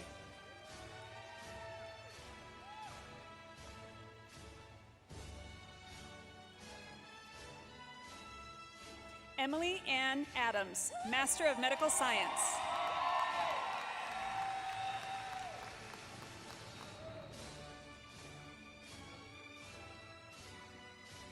Frandia Basilis, Master of Science in Medical Speech Language Pathology.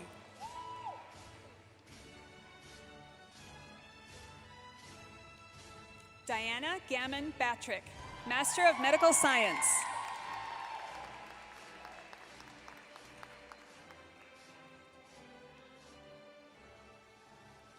Fernando Beltran Quintero, Master of Science in Medical Speech Language Pathology.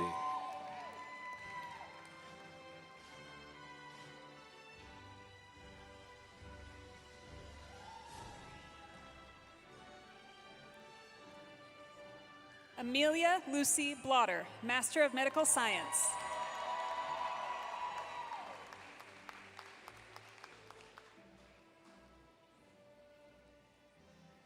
Jamie Marie Bryant, Master of Science in Medical Speech Language Pathology.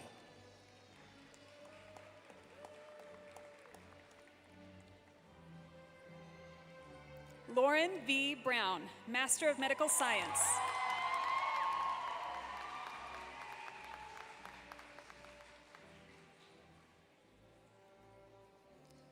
Kayla Carrillo, Master of Science in Medical Speech Language Pathology. Kendra Bunn, Master of Medical Science.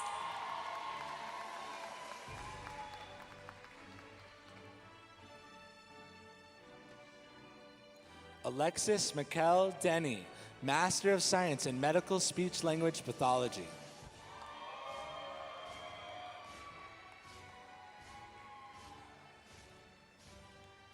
T.U. Chang, Master of Medical Science.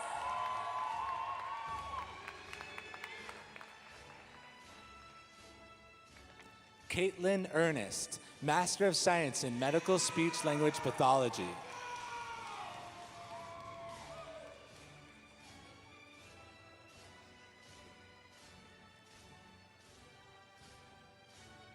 Matthew Clive, Master of Medical Science.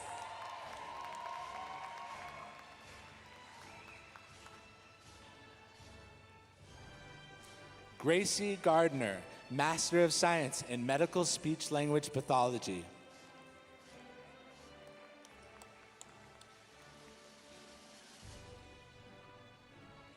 Raquela Cook, Master of Medical Science.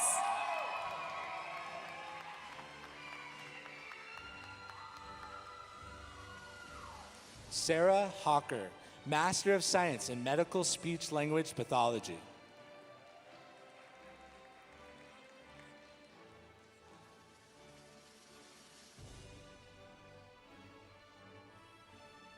Brielle Victoria Crump, Master of Medical Science.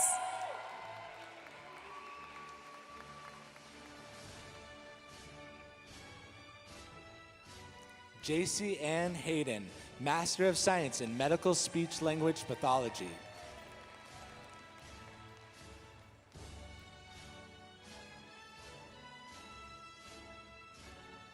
Nora Cuevas Plasencia, Master of Physician Assistant Studies.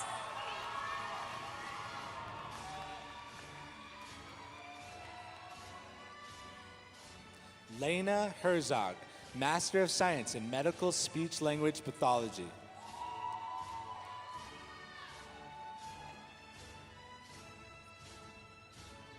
Sharon M. Dunn, Master of Medical Science.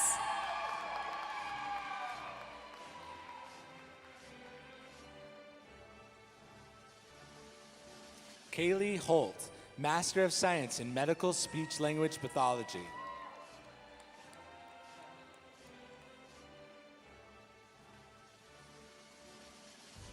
Craig Dye, Master of Medical Science.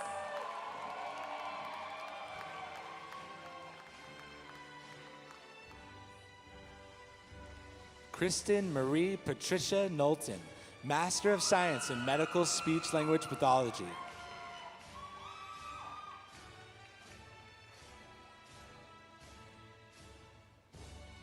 Parker D. Eastwood, Master of Medical Science.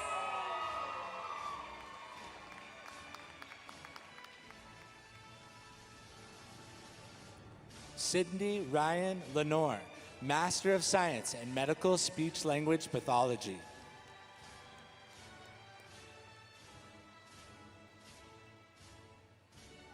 Sophia Irene Ellis, Master of Medical Science.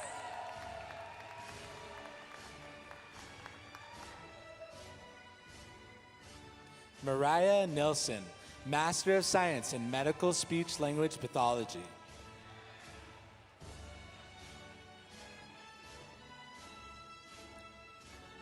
Savannah Muse Evans, Master of Physician Assistant Studies.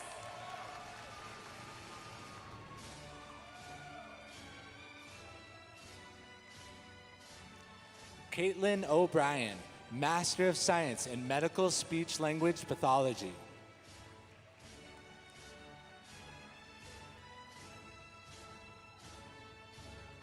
Justice Farley, Master of Medical Science.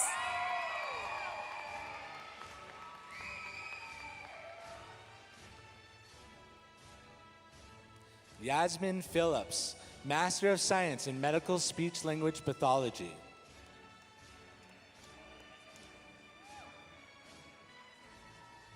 Natalie Grace Fischetti, Master of Medical Science.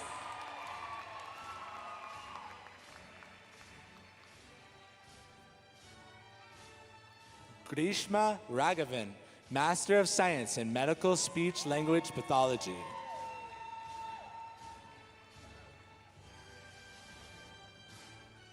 Isaac Fuller, Master of Medical Science.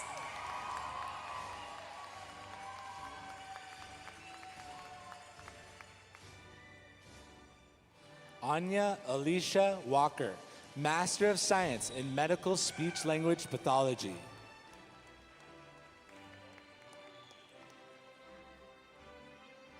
Noah Edward Funk, Master of Medical Science.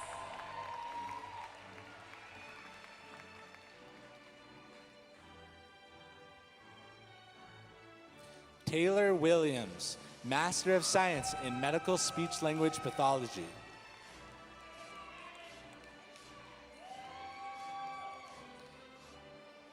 Krista George, Master of Medical Science.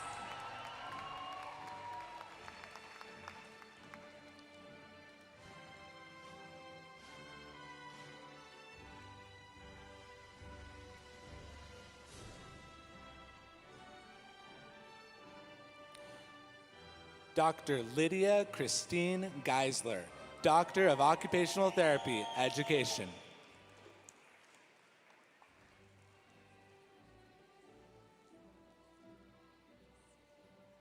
Alexandra Glenn, Master of Medical Science.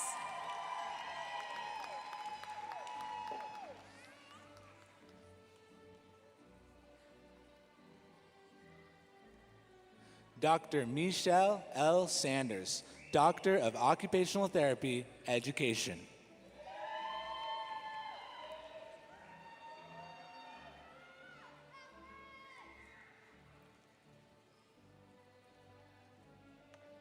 Anthony Grego, Master of Medical Science.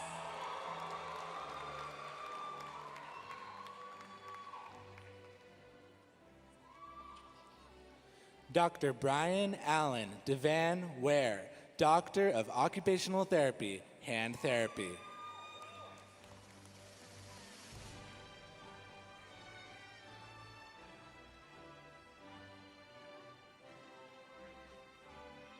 Liesl Hadley, Master of Medical Science.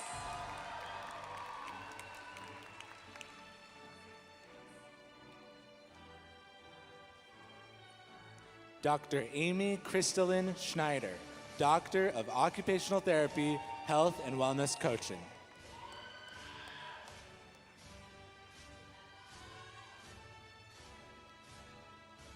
Ashton Tanner Hoyt, Master of Medical Science.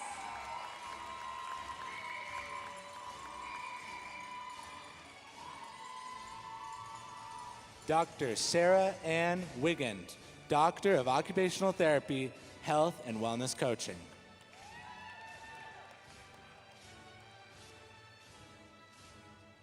Chase Dean Jackman, Master of Medical Science.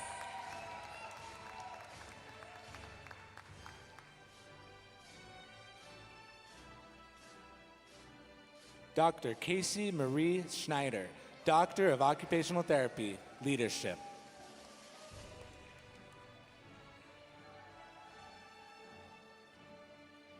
Ashley Brooke Jamsa, Master of Medical Science.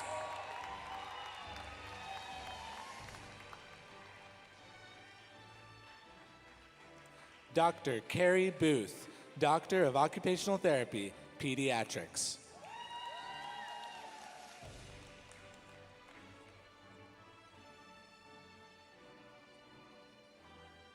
Quinn Legere, Master of Medical Science.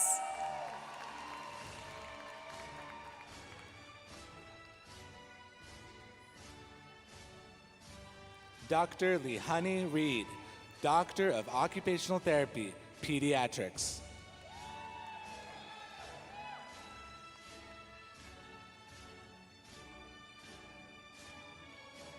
Ian McElhenney, Master of Physician Assistant Studies.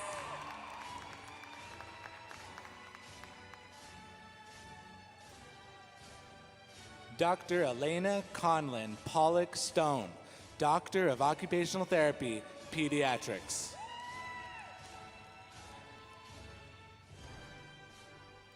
Kelsey Nicole Nelson, Master of Medical Science.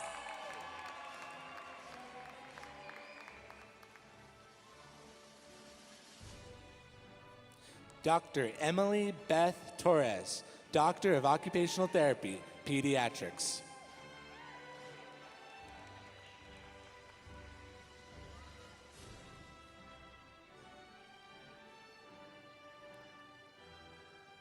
Ethan Nielsen, Master of Medical Science.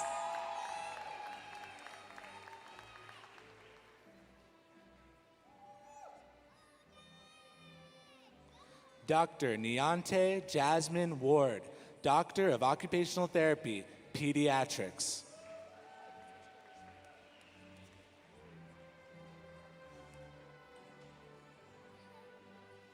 Callie Nielsen Horman, Master of Medical Science.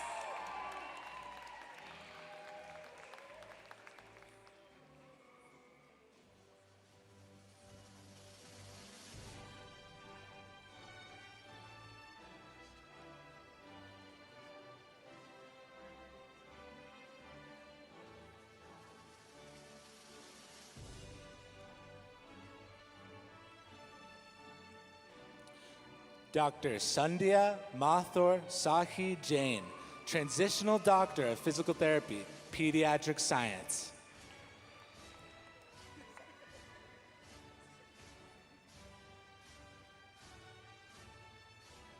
Christopher Nielsen, Master of Medical Science.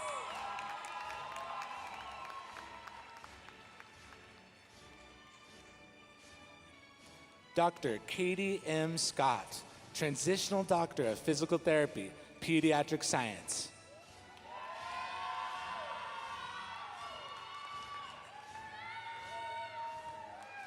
Bryn Hogan Oldroyd, Master of Medical Science.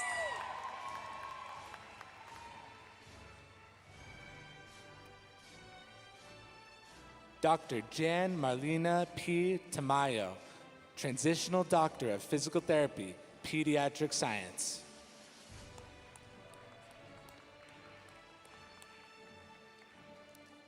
John G. Osler II, Master of Medical Science.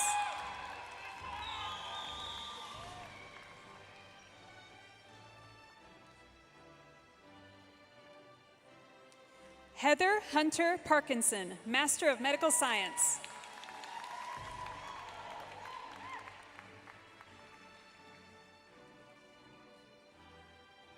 Isaiah Garrett Perry, Master of Medical Science.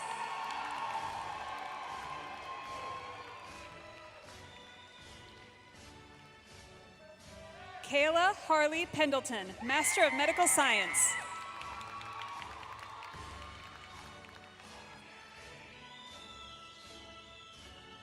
Sierra Pennell, Master of Medical Science.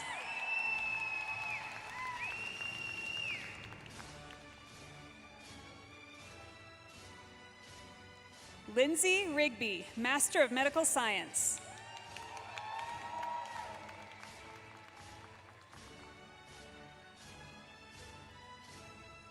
Joshua Romanek, Master of Medical Science.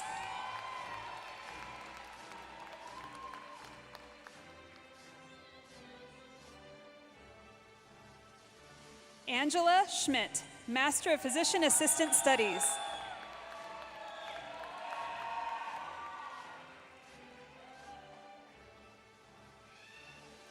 Jacob Sherrill, Master of Medical Science.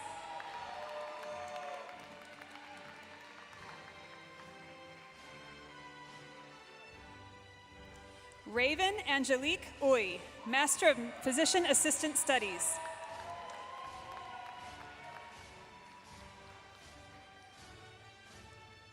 Lauren Wells, Master of Medical Science.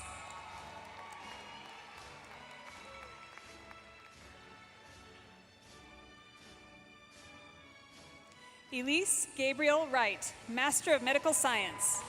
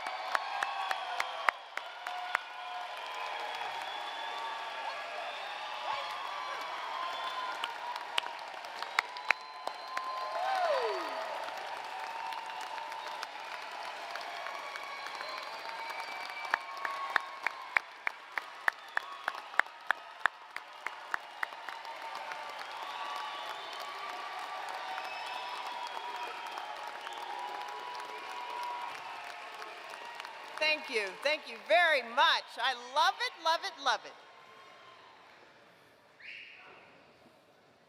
You'll get another chance to do that, and I want to see this roof come off this place. Got it? Okay. Board of Trustee Chair Skurja, The candidates here today have completed all requirements for their respective degrees. They have been recommended by their deans, their program directors, and by academic administration, and have been approved to graduate by the Board of Trustees. As Provost, I ask you to officially confer their degrees. Trustee Chair Skurja.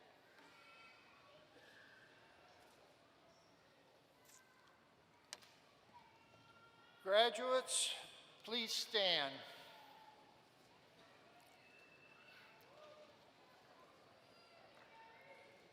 Rocky Mountain University of Health Professions, class of 2025.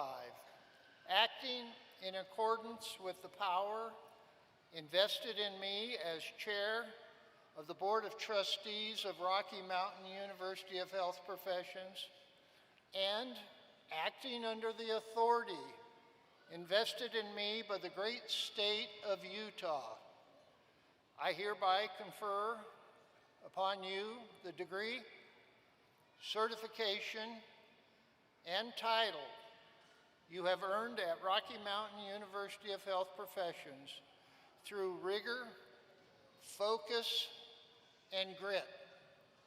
I confer upon you all the rights, privileges, responsibilities, duties, trust, dignity, and honor associated with that degree, certification, and title, and charge you to honor and respect that degree, certification, and title in your personal and professional conduct, both inside and outside of the patient arenas, at all times, by all means, in all ways, in all places, and with all people.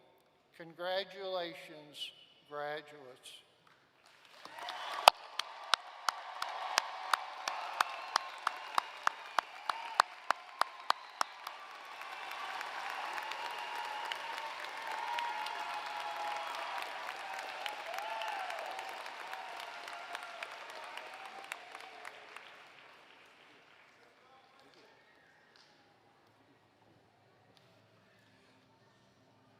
Congratulations. Oh, no.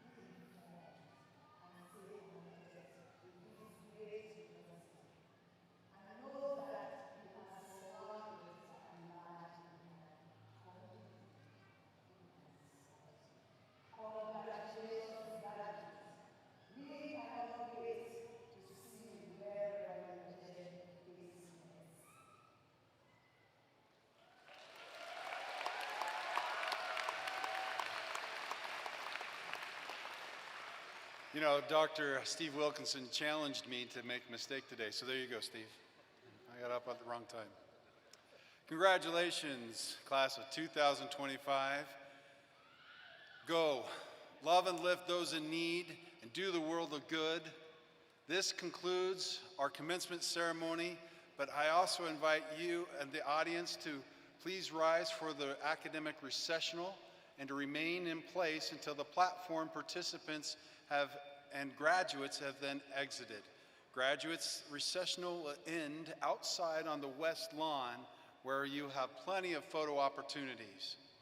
Now, let's hear it.